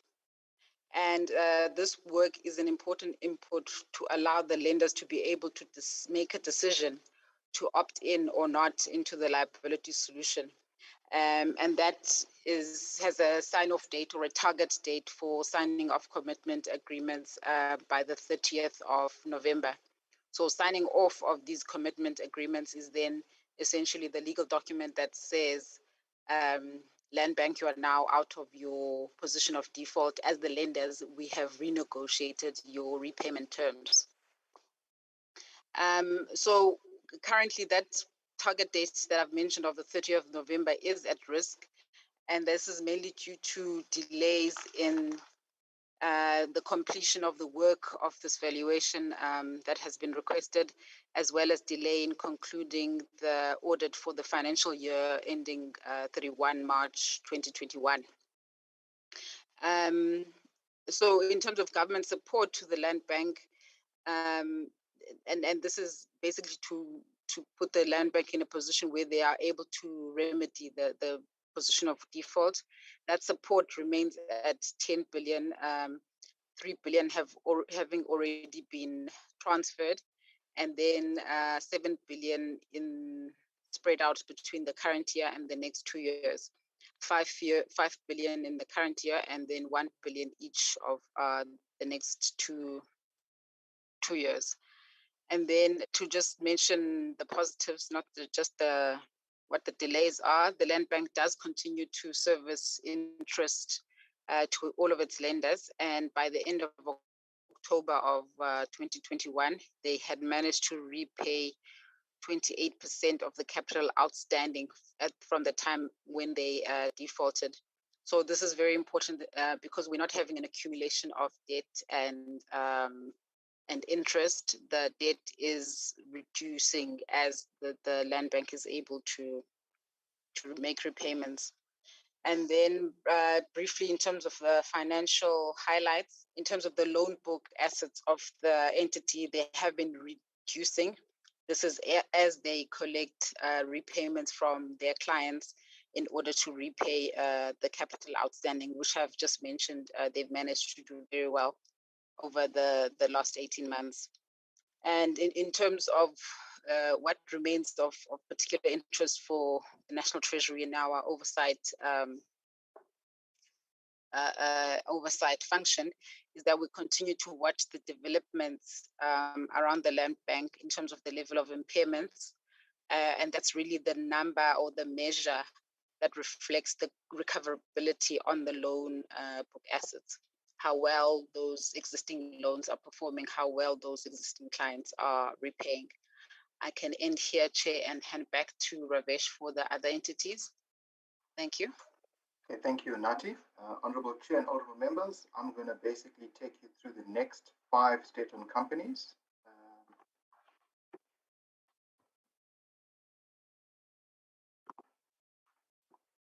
All right, the first one will be Eskom. I think, Chair and honorable members, I think what we want to do is just maybe lift out some of the significant challenges that we want to raise to the committee. I think, in terms of Eskom, it still remains, the biggest risk to fiscus. And obviously, they still have strategic, operational, financial, and structural challenges. Some of the key challenges from a financial point of view is that Eskom still remains dependent on borrowings and shareholder support to remain a going concern. And the missing link here has obviously been the issue around the tariffs that cover the efficiently incurred costs and allows for a fair return of assets. I think in terms of the equity support that's been provided to Eskom, it has been 136 billion that has been provided, which forms part of the 230 billion support package that was announced in October 2019. And as you can see there, the amounts that have been dispersed has been 49 billion in 1920, 56 billion in 2021, and more recently 31.7 billion in this fiscal year. The last tranche of the 31.7 billion was dispersed on 1st of July in this fiscal year, as I mentioned, and there's no further additional support in this fiscal year that will be dispersed to Eskom. There is, obviously the remaining support package of 23 billion for the next fiscal year, and then 21 and 22 for the outer 2 years is still in the fiscal framework for Eskom in order to service its debt. And as we mentioned, before in our meetings, Eskom still remains or is unable to service its debts as it's not in the position to generate sufficient operational cash, hence the support that the government has provided. And then more recently in this fiscal year, the Minister of Finance has approved a special dispensation to allow Eskom to access additional guaranteed debt of 42 billion in 21-22 and 25 billion in 22-23. We just want to clarify that this is government guarantees to access government guarantees and not further equity support, which I've mentioned before. So this is here basically to allow Eskom to basically go to the markets and actually go and borrow against the government guarantees. Year to date, we've seen that Eskom has utilized 292.7 billion in guarantees, and that they basically, of the 350 billion government guarantee, 303 billion has been committed already, and they still have around about 47 billion that's allocated for future funding in terms of further drawdowns against the government guarantees. If we then move on to some of the revenue challenges, I mentioned some of the tariff issues in the last slide. Here, basically, what we're trying to lift out and to bring to the attention of the committee is that at the moment we have a challenge, Eskom has a challenge in terms of its MYPD 5 revenue application, which basically has not been approved by NERSA. At the same time, they are looking at new methodology in terms of how it applies the tariffs with the new methodology. There's concern here, for Eskom because obviously they're then not in a position to then apply any tariffs for the new financial year that starts in April 2022-23. And this is concerning as it could have a huge negative impact on Eskom's revenue, which is estimated at around 300 billion rand. However, Eskom has taken NERSA to court around this, and we're hoping that a decision will be reached swiftly. I think Eskom is basically seeking NERSA to reevaluate its application and then allow for a 2-year increase, while the new methodology that the NERSA is at the moment trying to implement will be workshopped and then implemented at a later date. In terms of the unbundling process, there has been significant progress made in terms of establishing the transmission company, which is now registered with the Companies and Intellectual Property Commission. New corporate structure has been developed, PFMA approvals have been granted, and what we've also seen is, and we are, as the National Treasury, chair the finance work stream. So there's been progress made in terms of the allocation of debt amongst the 3 unbundled entities. However, this process is still work in progress. It still has to be approved by lenders. Key matter that's still outstanding is this, issues around the electricity, pricing, policy, and also the issues of how do we deal with the tariffs in the unbundled, entities itself. In terms of the deadline for the legal separation of the transmission unit, that still is penned in for the 31st of December 2021, and while the other 2 units will follow in the next 12 months. However, there is a risk that the 31st of December 2021 deadline may not be met due to some of the regulatory issues that will need to be addressed by the Department of Mineral Resources and Energy. Chair and honorable members, if we then move on to the compliance to the equity conditions, if the House can recall, in terms of the special appropriation conditions, there were conditions that were imposed on Eskom in 1920 and 2021. These conditions are basically in line with the Appropriation Act, and there were 18 conditions that were imposed on on Eskom. And we are just glad to report that they have met all the conditions. There were 14 financial, 3 operational, and 1 restructuring. We still have convened the weekly meetings between National Treasury, DP, and Eskom in terms of monitoring compliance to these conditions. So that's moving very, very nicely and very swiftly in terms of ensuring that the conditions are met. So all these conditions basically have been met, as we said, as at the end of August 2021. And moving along to Denel, Chair and honorable members, here basically we just want to highlight the fact that the support that's been provided to Denel over the 2 years, 1920, 2021, is right about 2.3 billion. And then we've also provided government guarantee facilities of 5.9 billion, which is made up of the 3.4 billion DMTN and the 2.5 billion which remains unused. The key challenge with Denel remains around implementation of its turnaround plan, and here it largely depends on some of the stakeholders like Arms Corps, like the Department of Defense, DPE, just to ensure that we have synergy in terms of the future state, not the end state, but the future state of what role does Denel play, and this is key to understanding exactly what the future of Denel will be.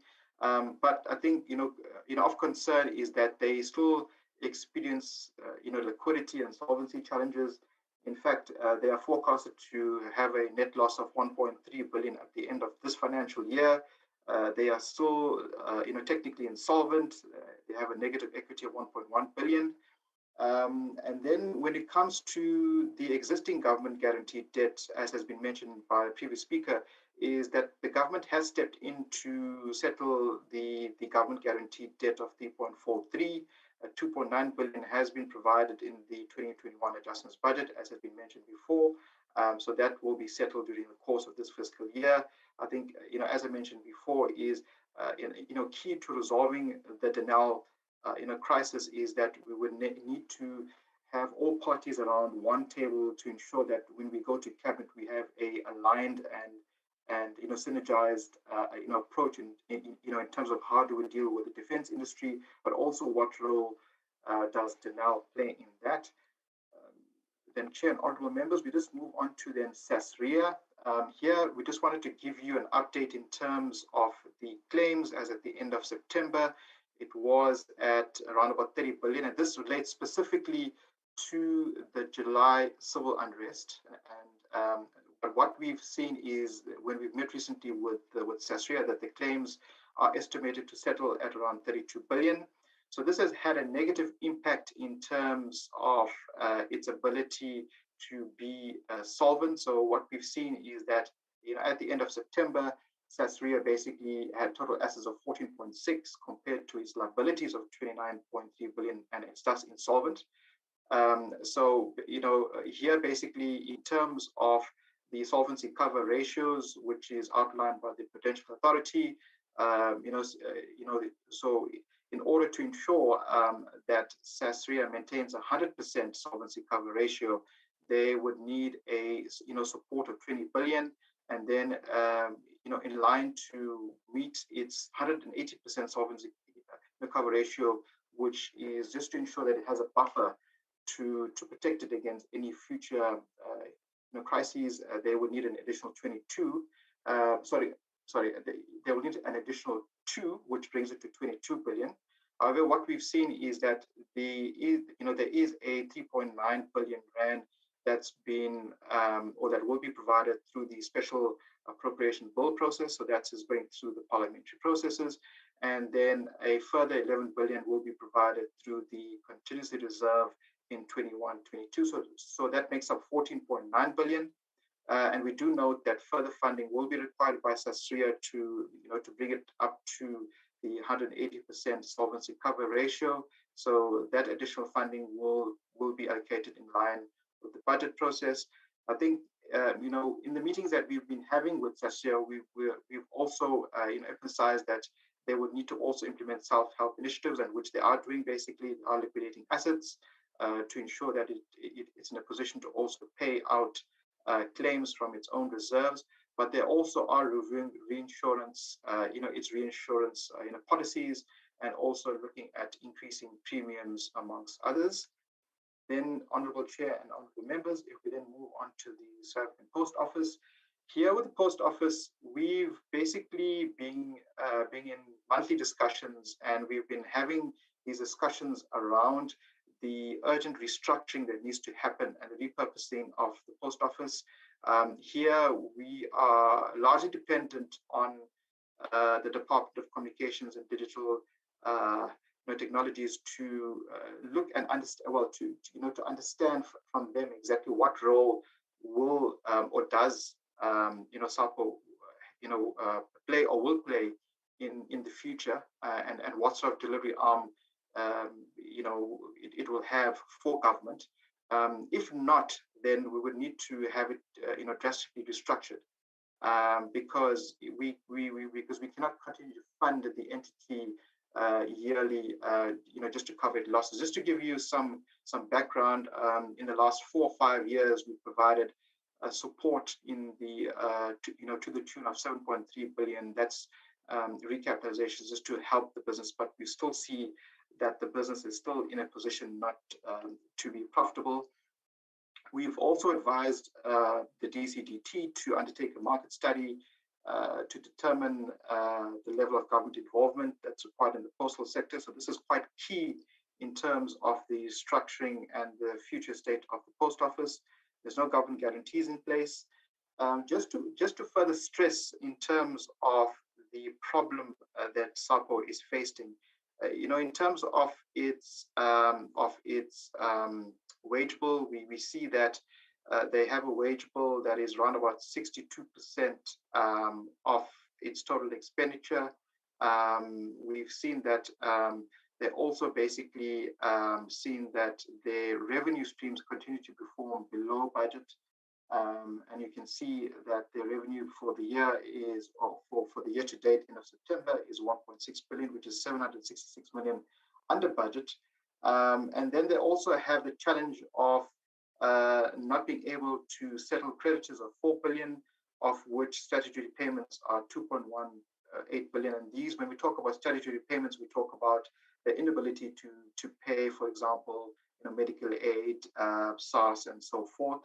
And as at the end of September 2021, they have a net loss of 1.155 billion. So here with the Post Office, there's a lot of work that needs to be done by the department together with the Post Office in terms of ensuring that we have a restructured entity, we have a turnaround plan that talks to the future of the Post Office, and also there is the other issue of the Post Bank that we would also need to deal with, because that is an issue that has come to the Treasury in terms of funding, because in terms of the funding request that we've seen from the Post Office, there's 23 billion that's been requested, and of that 11 billion is basically dealing with the Post Bank to help the Post Bank, or to help the Post Office make good in terms of the corporatization of the Post Bank from the Post Office itself.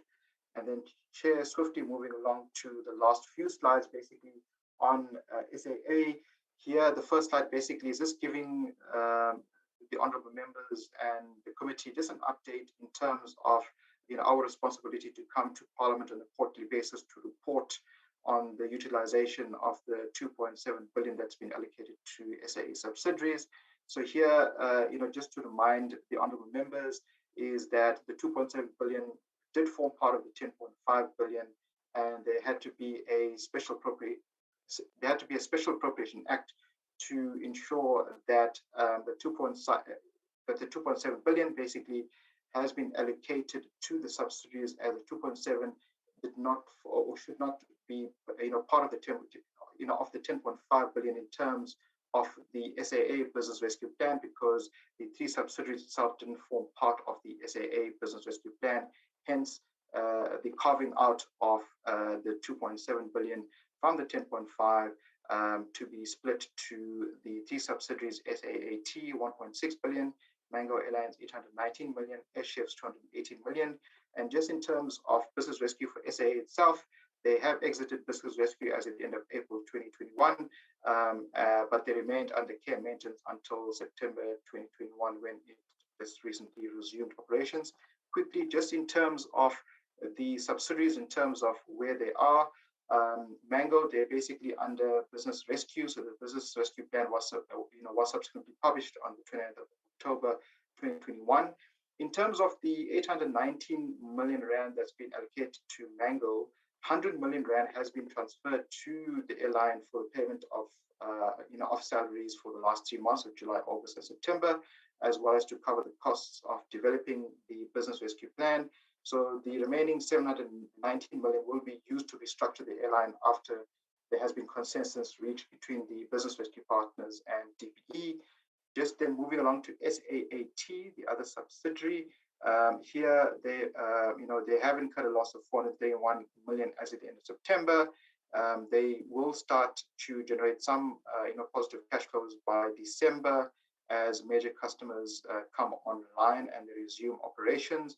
Just in terms of the allocation of the full 1.663, that's been fully allocated and has been utilized as follows: 742 million for outstanding salaries, 79 million for purchase or acquisition of spares, and 879 million to complete the restructuring process and also provide working capital for the business. And then lastly, with Airships, they've incurred a loss of 117 million as at the end of September 2021. And we've seen regional customers resume operations. So it is hopeful that this will have a positive impact on Airships going forward. Just in terms of the 218 million that's been transferred to Airships, 107 million of that has been used for employee salaries between April and July 2021. And then lastly, 111 million rand for the restructuring of Airships. Thank you, Honorable Chair. That's the presentation from my side.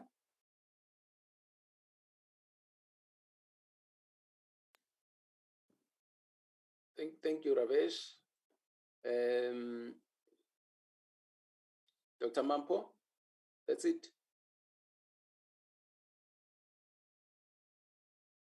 Okay. I see load shedding. It's starting at 2 o'clock. Okay. Honorable members, here are the presentations covering departments, covering agencies and institutions, and covering SOCs. Let's hear who would like to start. Honorable members. Hello. Yes, Chairperson, Mlenzana. Okay, Honorable Mlenzana.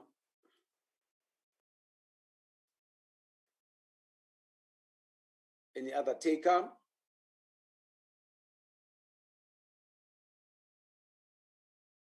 See, we keep on. Honorable Kaiso. Any other taker?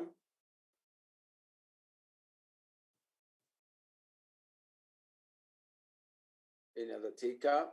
Okay.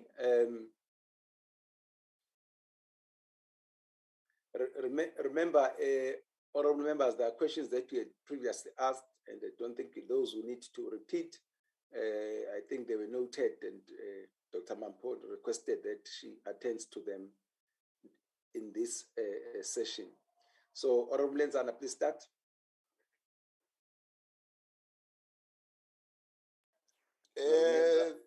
Thank you, Chairperson.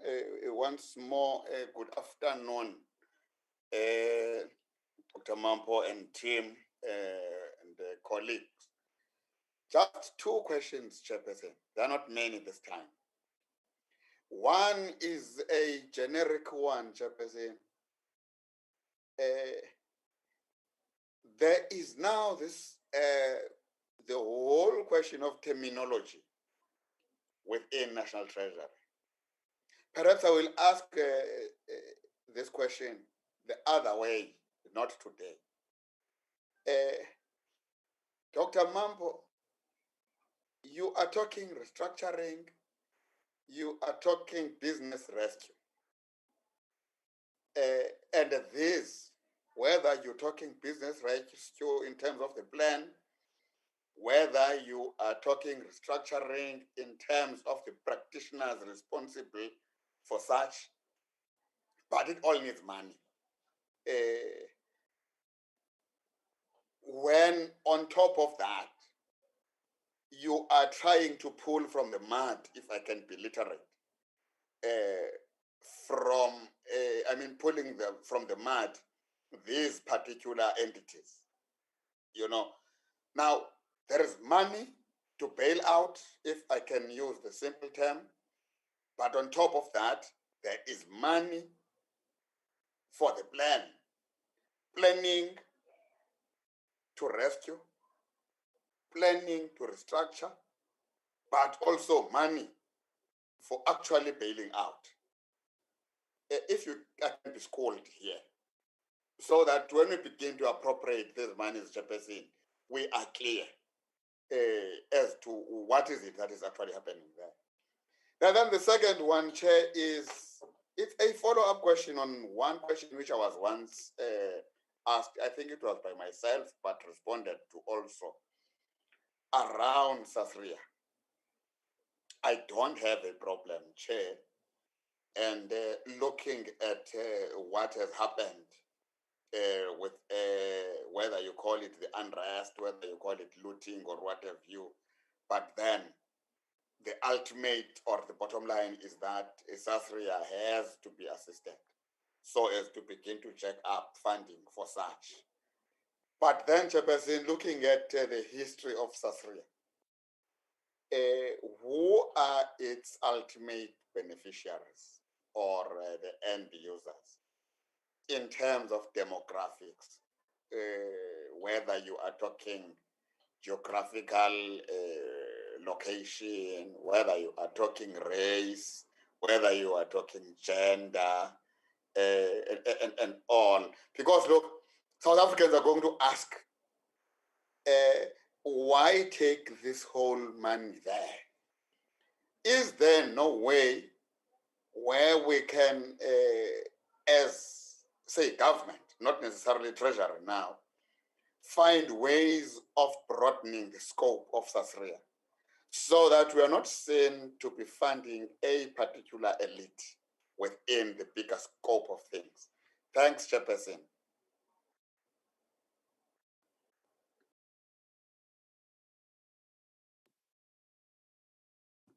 Honorable Kaiso, please come in. Thank you, Honorable Chairperson. Chair, I just want to come on this matter that it was raised during the presentations yesterday. And if I remember well or recall well, it was a Parliamentary Budget Office around the issue of expanded public works program, which was said to be failing or unable to hold due to certain problems, which has actually affected other departments. I'm trying to read that from the presentation which has just been made by the presenters as to how does that statement link to this one in the Department of Environment and Forestry, or Forestry, where it is being said it is because of expanded EPW programs, project delays, tender process, and security issues. So, but the overall picture that one gets is that it does seem to be, there seemed to be a relationship between this statement and what was presented to the committee yesterday, if we listen what the Parliamentary Budget Office was saying. So it does refer back to our discussion because yesterday you could pick up that there is something that says duplication, and yet there is this problem that Treasury is again picking up to say, no. In forestry, there is a problem around the issue of EPWP program, delays in project, etc., tenders, etc. But you can see that there is a serious problem with regards to the EPWP. So I was asking whether isn't there a relationship between, because I do believe that there is a relationship between this statement which the National Treasury is saying and what the PBO officer said yesterday. Now, on the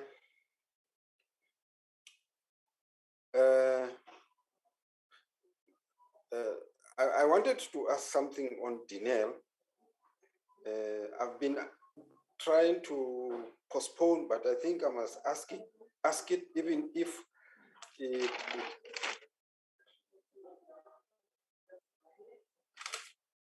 Chair, can you just allow me to deal with some noise here? I'm sorry, there is a... It's okay.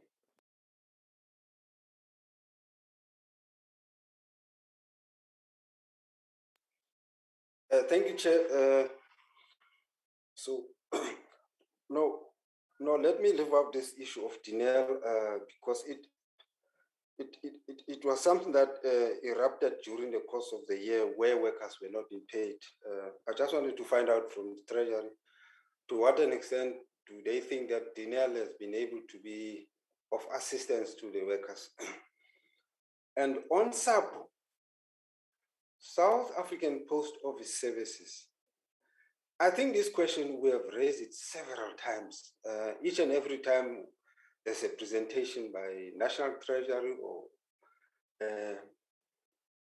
so, and we have emphasized how important is the South African Post Service.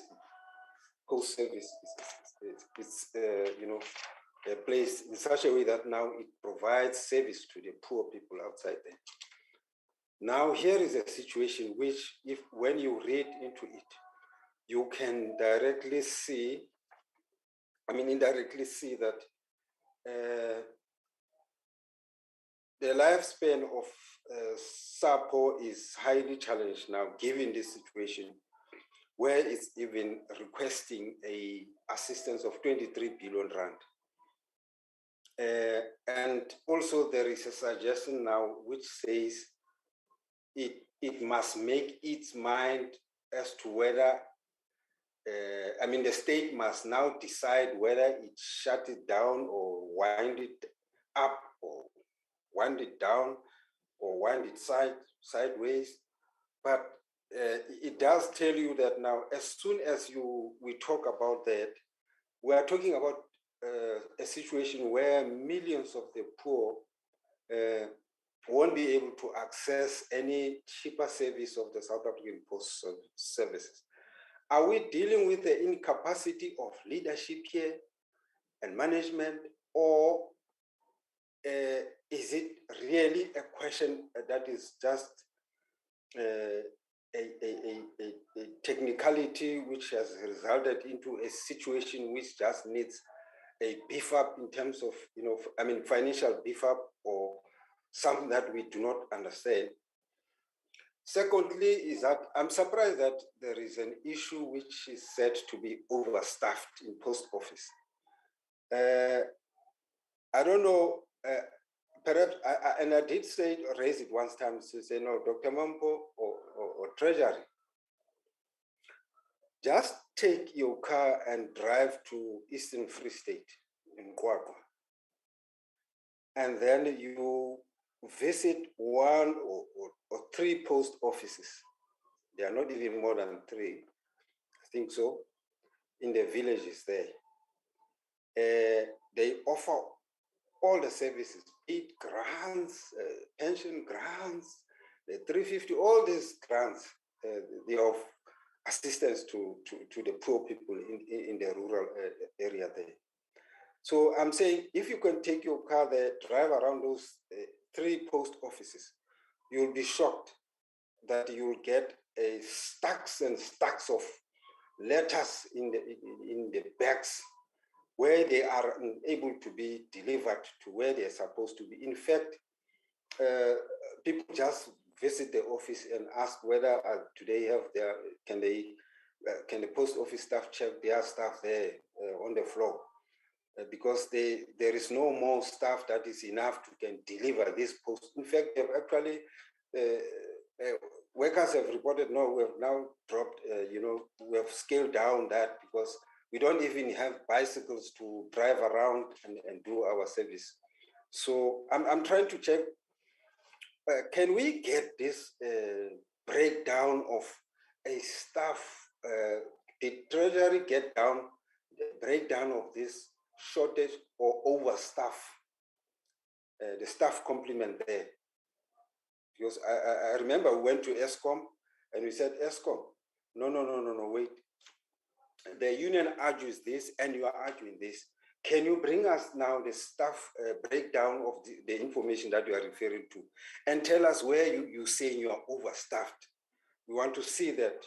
It's only when we discuss with ESCOM that we realize that there are some gaps in as far as the information is contained there, because the union was arguing this and ESCOM was arguing this. I think it's high time also that the issue where it's mentioned elsewhere, like in the SAPO, where there's argument of overstaff, I think we need also to follow that route, the one that we used when we dealt with ESCOM, in as far as that, because it is a very disputed area, this one, which says overstaff. So that's the area that I wanted to raise, Chairperson. Thank you very much and for presentation. As for Mango, that it was allocated 819 million. A few days ago, after allocation was announced, now the operation ceased to continue. So I don't know whether it was allocated, given a special allocation in order to stop the operation, or given allocation in order to be rescued. But then, if then there is a process that seek to revive its operation sooner, it is better. Thank you very much, Chair. Thank you, Honorable Kaiso. Honorable Matafa, quickly. Thank you very much, Chair.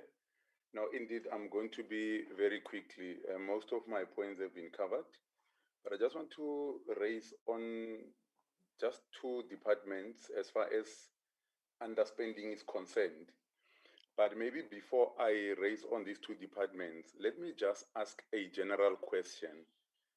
Every time when there's a presentation and it can be picked up, the departments will underspend, they will adjust downwards the spending projections. My question is, what then going forward? We just downward adjust and then leave it at that? Or is there anything that from the Treasury can be done to ensure that this spending is improved? I'm raising this, Chair, considering the model of budgeting that we have adopted, the zero-based budgeting, whereby past performance is a determining factor in terms of the allocation that you can get. So the question there is, what do we do in order not to deprive the departments going forward, the allocations that they actually deserve? The two departments, Chair, that I wanted clarity on are water and sanitation, as well as agriculture. Under water and sanitation, I see a note that one of the reasons for the lower than expected spending is because of the withholding of transfers on the direct portion of the regional bulk infrastructure grant. Now, Chair, I'm raising on this because looking at the past local government elections, in the mainstream media, water infrastructure was the primary focus in terms of whether the government could provide the services that the residents and citizens of this country deserve or not. Automatically, it means that this becomes a focal point even going forward. Now, the withholding of the grant, I'm just worried, Chair, because for me, it appears as if citizens will be punished because of the incompetency of those that are supposed to be implementing. Now, my question is, through the intergovernmental governance model, is there no way that where we know that there is a need, and I think that it's also advisable, not necessarily according to the norm, that those areas that were flighted by the mainstream media can be looked at and see if whether is there any grant withheld in those particular areas of need. And if indeed it is because of that, can't the national department find a way to intervene directly, like how it is intervening in the Val water system, where it's assisting the local implementing agencies there, unlike just withholding the grant, and by extension, depriving those residents the service that they so desire and deserve. On agriculture, also under the spending, I'm just interested to find out, they speak of invoices, buildings, leases. Is this as a result of the new normal, working from home, or is there any other cause that will result in the department underspending? And if so, what measures are there to ensure that actually the situation is turned around? The last one, Chair, is just on the South African Airways. We appreciate the feedback and the progress as far as what has been achieved ever since the allocation of the 10 billion special appropriations. The presentation, however, is very silent on the new developments. In the media and through other committees, we know that there have been new players in that space. Numbers have been brandished in terms of the new capital injections, the financial restructuring, and so forth. I would be interested, even if maybe it's not today, but going forward, to know the current situation in terms of when the airline has exited business rescue and it's now under care. What has been the role of these new players? And what impact have they had on the financial standing of the airline? Is there any new capital that we are expecting from them? And if whether is there a new role turned the fortunes as far as the airline is concerned in totality? Those are just the three issues, Chair, that I wanted to raise on. But thanks again for the opportunity to participate in this engagement. Thank you very much, Chair. Thank you, Honorable Matafan. Let me start where you ended. On SAA, I think I'll agree with Honorable Matafa. We can't finish that discussion today. But again, also, if we could know, when it comes to SAA, does that include its subsidiaries? We would like to see the impact of what we hear from the media of the solvency of the company and so on and so forth. So the presentation that we got, it's as if we are still having only government as the only shareholder. So we'd like to get the whole story as to what is happening, what are expectations, and so on and so forth. Okay. But I don't want to spend a lot of time. I do have some questions, but we were pressed for time. But I want to make this comment that when you look at the underspending, which we see in the last 2 quarters, and I'm sure we'll be carrying those underspending to the third and to the last quarter, and finally to the year end. Most of the things which are being controlled, which are being cited, are things which are controllable variables, so to speak. Then they depend on what we do as government, right? For instance, whether you look at EPWP, it's because what one government is not doing and so on. Whether you are talking about the departments, education being overwhelmed by applications, whether you are talking about CETA being involved, whether you are talking about invoices and so on and so forth. Seriously, that we can't expect a parliament to deal with those things. That's why we appoint warm bodies in those institutions. I must say that from our side, the excuses, most of these things, they look like excuses of why people are not doing things that they promised Parliament they will do. Because when they said they would be doing this, they knew that they needed to deal with applications. They knew what must happen with CETA and so on. So I'm saying, Dr. Mampo and the team, can you go back in these things and so that I think we need to find a way, of writing to the departments, raising these issues that we can't be expected to sort the problems of the departments. So I'm just saying that's one thing that I wanted to drop for you. Let me see.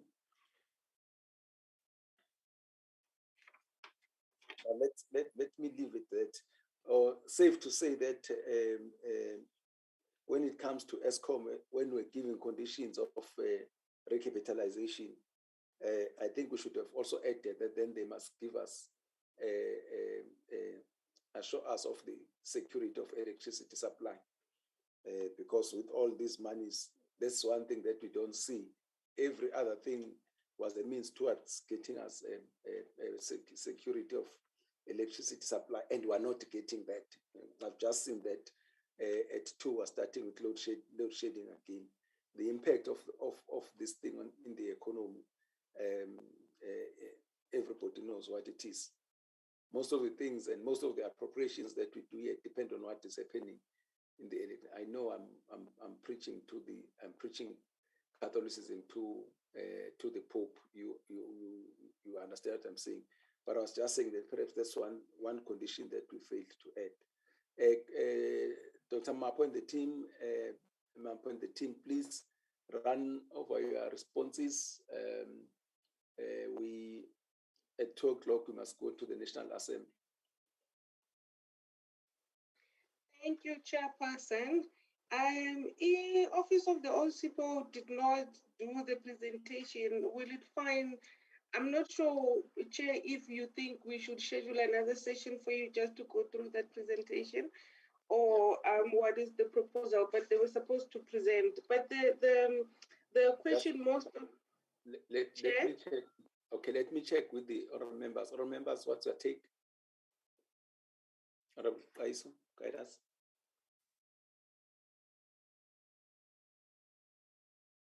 Matafa? I don't know, Chair, because probably we're aiming at 2 o'clock.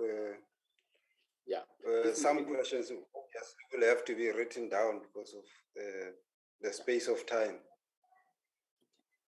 Okay, I think we'll have. Yes. Kaiso, sorry, I thought you were done. Yes.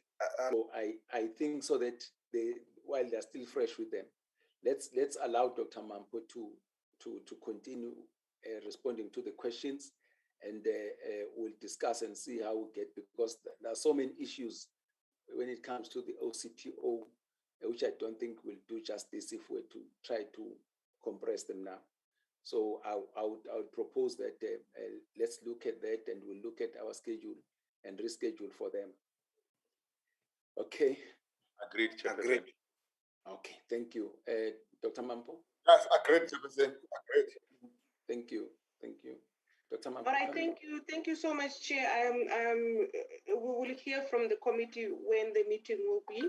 Chairperson, there's been a couple of questions on state-owned companies. I will let Ravesh deal with the individual state-owned companies, but I thought I must just share with the committee. You see, the biggest problem that we are facing is the fact that the way we do budget and the way we fund these state-owned companies, we take money from service delivery and departments and then put it on SOCs. So if you look at the couple of years, we have basically built out state-owned companies, and we've given them 290 billion, while on the other hand, we reduced budgets by 230 billion. So basically, the biggest frustration is that they are supposed to deliver a service, they remain critical, but they are not doing what they intend to do. So the resources that could have been added for service delivery and improving the system are now given to these SOCs. So, Chair, when we talk about bailing out an SOC, so we do this in 2 ways. It's either we give them money in terms of recapitalizing them, so we give them money so that they can pay for their operations, or if they fail to pay for the debt, government steps in and then we pay for that debt. So we've done that with Dinel, where we paid for their debt. We've done that with SAA, where we paid for the debt, but we also had to recapitalize SAA so that it stays afloat. The restructuring, Chairperson, is in different forms. Either you change the business model or you reduce the business, and you're trying to make sure that the business is efficient. But the problem with everything, whether it's a bailout, restructure, or recapitalization, the resources have to come from the fiscus. And because of the stresses in the fiscal framework, then we take money away from service delivery, we take money away from local government, provinces and national departments, and we're putting in these SOCs.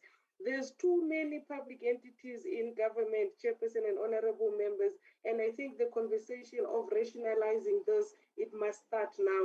We need to figure out which ones remain critical, which ones are not, so that we reduce the dependency of these entities on the fiscus, or else we're going to be in a position where money goes to bail out SOCs, but then there's no money for the services. The public works and the duplications chairperson, I think what we are doing with the GTEC and the spending reviews is to basically look at, of course, the efficiency of these public employment programs. We did an exercise as Treasury where we looked at, for each and every department, we looked at what they spend the money on. Are the programs still essential? Are they still necessary? And when we do the evaluations for the Presidential Youth Employment Initiative, we also had to look at, which departments implement these EPWP efficiently, the way they have manpower to do this, and all of that evaluation. So we do look at the EPWP, and remember the allocations for EPWP are not permanent, so they coming to a next round of motivation. So the Department of Public Works will be motivating why we need to add additional funding for EPWP, and when they do that motivation, they have to look at the duplications and whether the projects are still fit for purpose. But that assessment we will definitely do with them. So Chairperson, in terms of the underspending, so what tends to happen is that when we look at the departmental underspending, we look at whether is it because they can't spend, is it because of delays, or is it because of they've made poor spending projections. So if they make poor spending projections, we assist them in ensuring that they realign their drawing schedule so that they avoid. So you don't want a technical error that they did a bad job in looking at what they think they're going to spend, which is the budget. So we would work with the departments to make sure that their drawing schedule is readjusted so that it doesn't reflect an underspending. But when a department is not able to spend because of delays, then in the MTBPS, we will do the adjustments. So Chairperson and honorable members, that declared unspent funds would be part of the process of dealing with the underspending. If we know that the departments are not going to spend the money, then we take it out of their baselines. So when we come back in the third quarter, we will have the new estimates, which will incorporate the adjustments in the MTBPS, and then that will also deal with the underspending. However, I just want to comfort the committee that when we do the zero-based budget, we don't look at the past performance as a criteria to remove funding. We do a very detailed assessment of the project. So we start with the intention of the project, the budget, the financing, the procurement of that project, is it efficient or not? We look at the value or the purpose, the value of the project. We look at the outcomes of the project. So we look at a much bigger variety of variables that impact on the performance of the project rather than just looking at past performance. So I just want the committee to know that the spending reviews that we are doing as a step towards zero-based budgeting do not only look at past performance, we look at fit for purpose, we look at whether it's achieving its intended purpose and all of those things, and then we make proposals. And in the MTBPS chairperson, we do say that we've done about 200 of these program spending reviews, and basically we can find savings if we improve the procurement of the project. And then there's also some duplications between public entities and the departments. So if we can rationalize some of those duplications, then we can achieve savings. And another big one that we've picked up, chairperson, which is quite we have to work with the department or DPSA on this, is basically there are some departments where the administrative staff or the corporate services staff is much larger than the policy staff. So in the department, for example, where 60% of the people working there are in corporate services and only 40% are in policy design, we have to look at that. And we need to also look at whether isn't there a possibility of sharing corporate services within the state. So you have 5 departments, small departments who share corporate services. That way you don't need 5 CFOs, you don't need 5 supply chain units, you just need one, and it serves all 5 departments. So that's another way of achieving savings. But as you may be aware, Chair and honorable members, the moment you try to be effective in the system, then it means those 5 CFOs that you could have had, you will only have one, and then those 4 you're not going to have. So the question would be, is there a willingness from government to basically forgo 4 CFOs, forgo a large number of people who will be in corporate services, given the fact that we have such a high unemployment rate? So the trade-offs of how to save money in government vis-a-vis the implications of it will have to, of course, be taken into consideration. But we will be publishing most of these reviews at the time of the budget, once cabinet has had sight of them, and then they approve on them.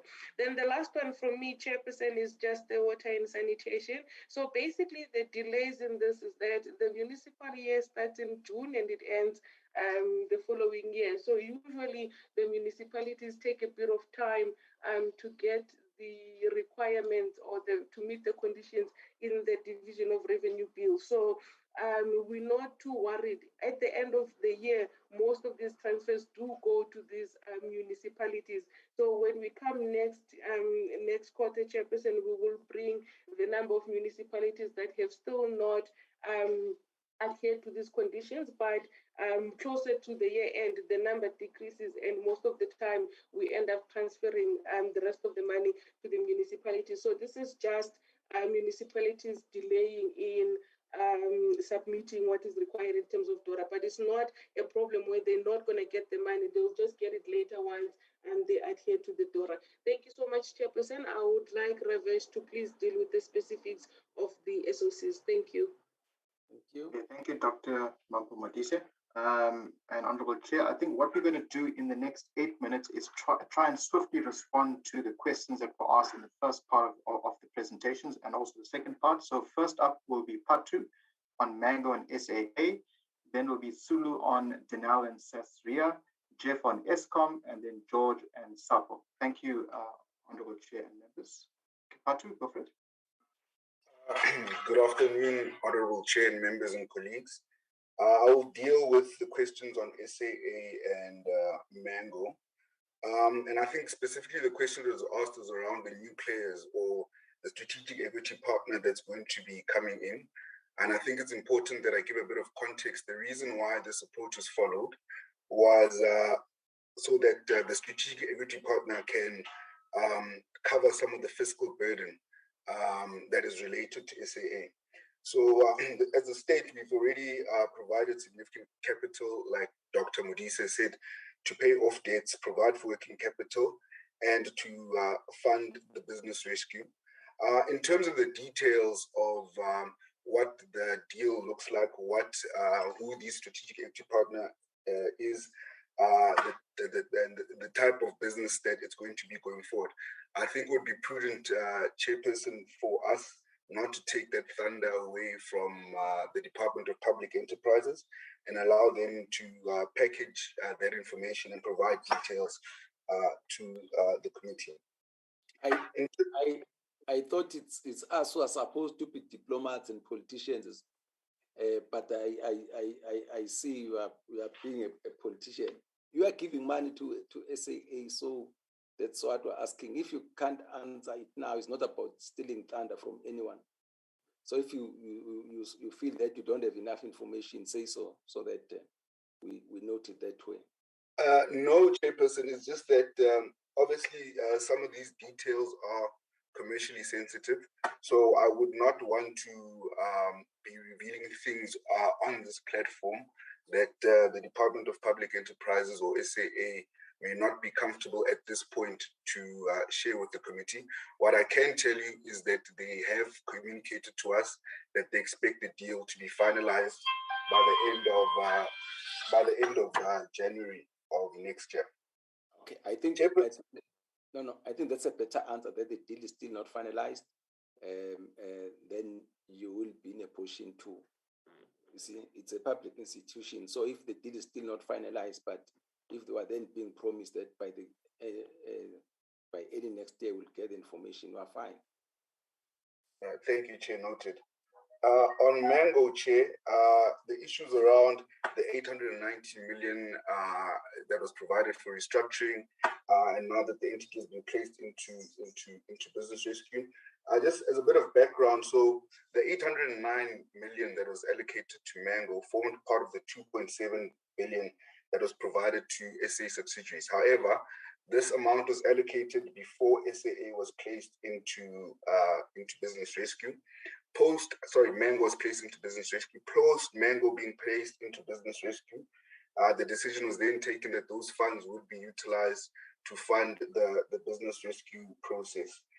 In terms of the restart of operations, what we've been informed is that the Department of Public Enterprises is having discussions with Mango's business rescue practitioners.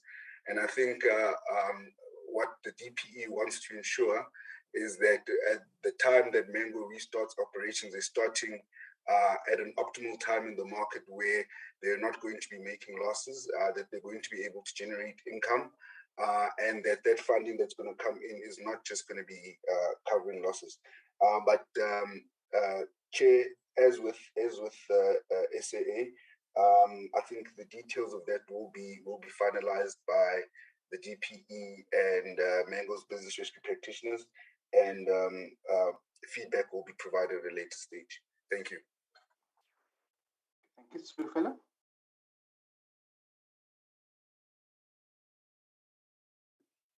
Ravesh? Oh, Okay, Chair. Sphirofelo. good day, honorable members. So with me, I'll be dealing with questions that were raised on Sasria and Denel. So on Sasria, the question that was asked was, who are the ultimate users of Sasria? On this one, honorable members, we actually don't have the data that can inform the race and gender, but however, I can just give a high-level answer, and then in the next session actually source out data for that from Sasria themselves. So Sasria does cover individuals. When I'm talking about individuals, I'm talking about us ordinary citizens, your vehicles, your home contents, as well as businesses. Municipalities are also covered, as well as small businesses. So generally, those are the ultimate users of Sasria's cover. Like I said, I can always source out that information so that it's available for the next session. And then the next question was, is there no way that government can broaden the scope for Sasria? So, okay, it's common knowledge that SOCs exist to satisfy a specific market failure. So in an event that government wishes to broaden the scope of Sasria, we can always do research as to whether Sasria can play a higher role and work on extending its mandate. And then on Denel, to what extent does National Treasury think that Denel has been of assistance to its workers with regards to the payment of Sasria? Of workers, sorry. So initially, when Denel realized that it was going to be having financial problems, it started cutting down on employee salaries in a sense that they were now paying their employees on a cascading scale, meaning that the level at which you are will determine as to whether your salary will be cut by 20% or 10% as an example. However, this has not been effective. The reason that I'm saying it has not been effective because of the financial challenges that Ravesh was referring to. You find that Denel does not have working capital to be able to produce products. So this means that production is at a standstill, so there is no cash that is coming into the entity. So in that sense, Denel has not been effective. Like Ravish was saying, that the solution in the challenges of Denel lies with the various consultations that Denel has to undertake with the various stakeholders that are involved in ensuring that Denel is a success. Thank you. Thank you, Tulu. Jeff? Good afternoon, Honorable Chair and Honorable Members. I'm going to respond on the question that was raised by Honorable Mlenzane around the unbundling process assisting ESCOM's balance sheet and the sustainability. Yes, Honorable Member, this process is geared towards doing exactly that. What has happened is that the team that Ravesh alluded to earlier, that is the work stream that is dealing with finance under the unbundling process, is looking at developing a financial model currently that will look, or that will produce an optimal capital structure that will deal with the sustainability of these three entities. So the approach that the team is taking is to look broadly at all the elements that will produce that sustainable corporate structure. Among those is the tariff, the treatment of debt, as well as the cost efficiencies within the entity. So we are quite concerned now with the decision that has been taken by the regulator around rejection of ESCOM's tariff in the MIPD, because that's a key element that will also inform the sustainability of these entities. But the ultimate objective is that you will produce a model that will then talk to financial sustainability and relieve the reliance of these entities in the fiscus. That's the ultimate objective. Thank you, Chairperson and honorable members. Thank you, Jeff. And then lastly, George on SAPO. Good afternoon, everyone. I'll respond to most of the questions that were raised even earlier in the presentation. But the last question asked was about the overstaffed, SAPO being overstaffed. Now, they highlight this because the main issues when you drill down to SAPO operations, it comes down to the disjunction between their expenditure and revenue. So they're collecting less revenue, basically, and they have over expenditure. The main driver of that expenditure, the high number, comes from that 62%, mainly coming from their staff costs. So they highlight this, and even to an extent that now currently they have a plan to actually offer VSPs to the employees, that they plan to do it in 2 consecutive years over time. So the further detail as to which employees, which division, and which subdivisions within SAPO can be shown. We can report this in the next reporting framework in the reporting time for SCOA. Because currently we don't have it, not in the reporting, in the couple of months reporting backwards, we didn't drill down to exactly where is this number that they're trying to shed off, which at the time initially it was about 5,000 employees, from initial staff complement of 16,000, of which SAPO had at the time. So we can always update this in the next couple of quarters. But just to address the main question as to where is the main problem with SAPO, remember that similarly postal operators and parcel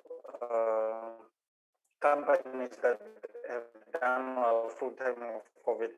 But remember at the time COVID hit, SAPO was already sort of backwards in terms of technology, and they had a very dilapidated IT infrastructure. So the current strategy and other strategies, they had been given funding. They were trying to address exactly those IT problems that ultimately fixes its IT infrastructure and gives them the operational ability to compete with the rest of the other operators in the same parcel space. So they're trying to work on that.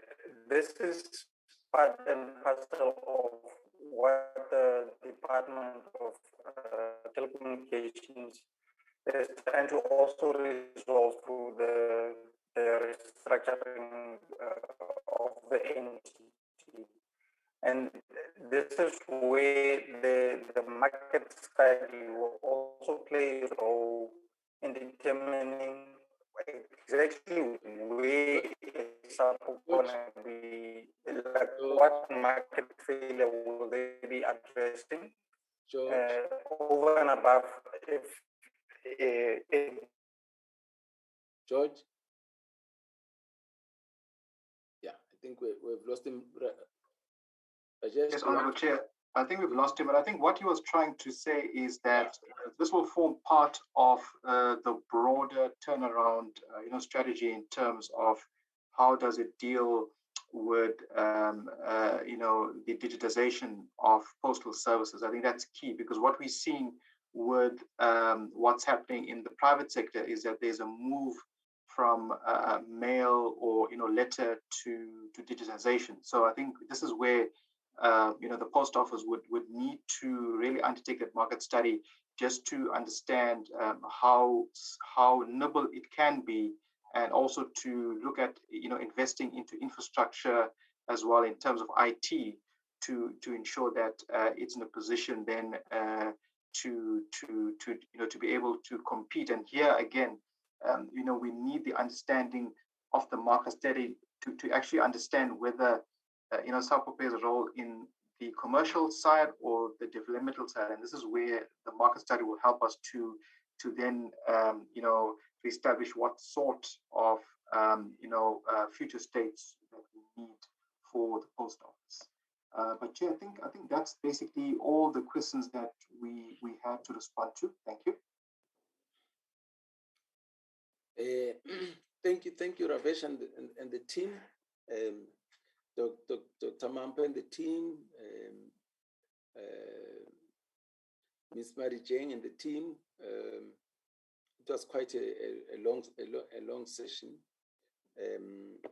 Your bills yesterday took us until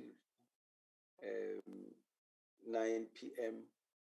and today it has been quite a marathon, but that's fine. We had to do it. And honorable members, if there are any other issues, the Office of the Chief Procurement Officer was definitely still going to invite back, and we'll find a slot and interact with it. Otherwise, we're not going to do justice. So, but thank you very much, Team Treasury.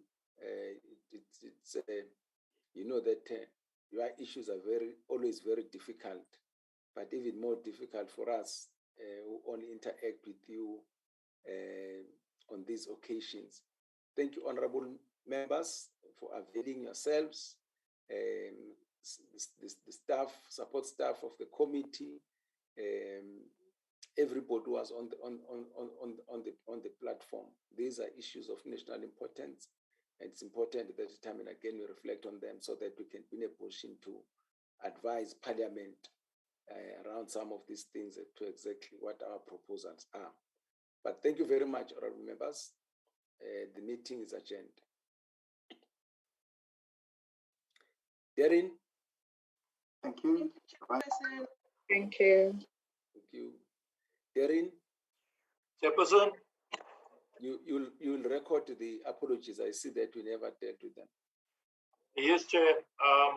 We received 2 apologies from Mr. Kwankwa and Ms. Dihale, but I will record it in the minutes. Okay, thank you. It's a thanks. Okay. The meeting is adjourned.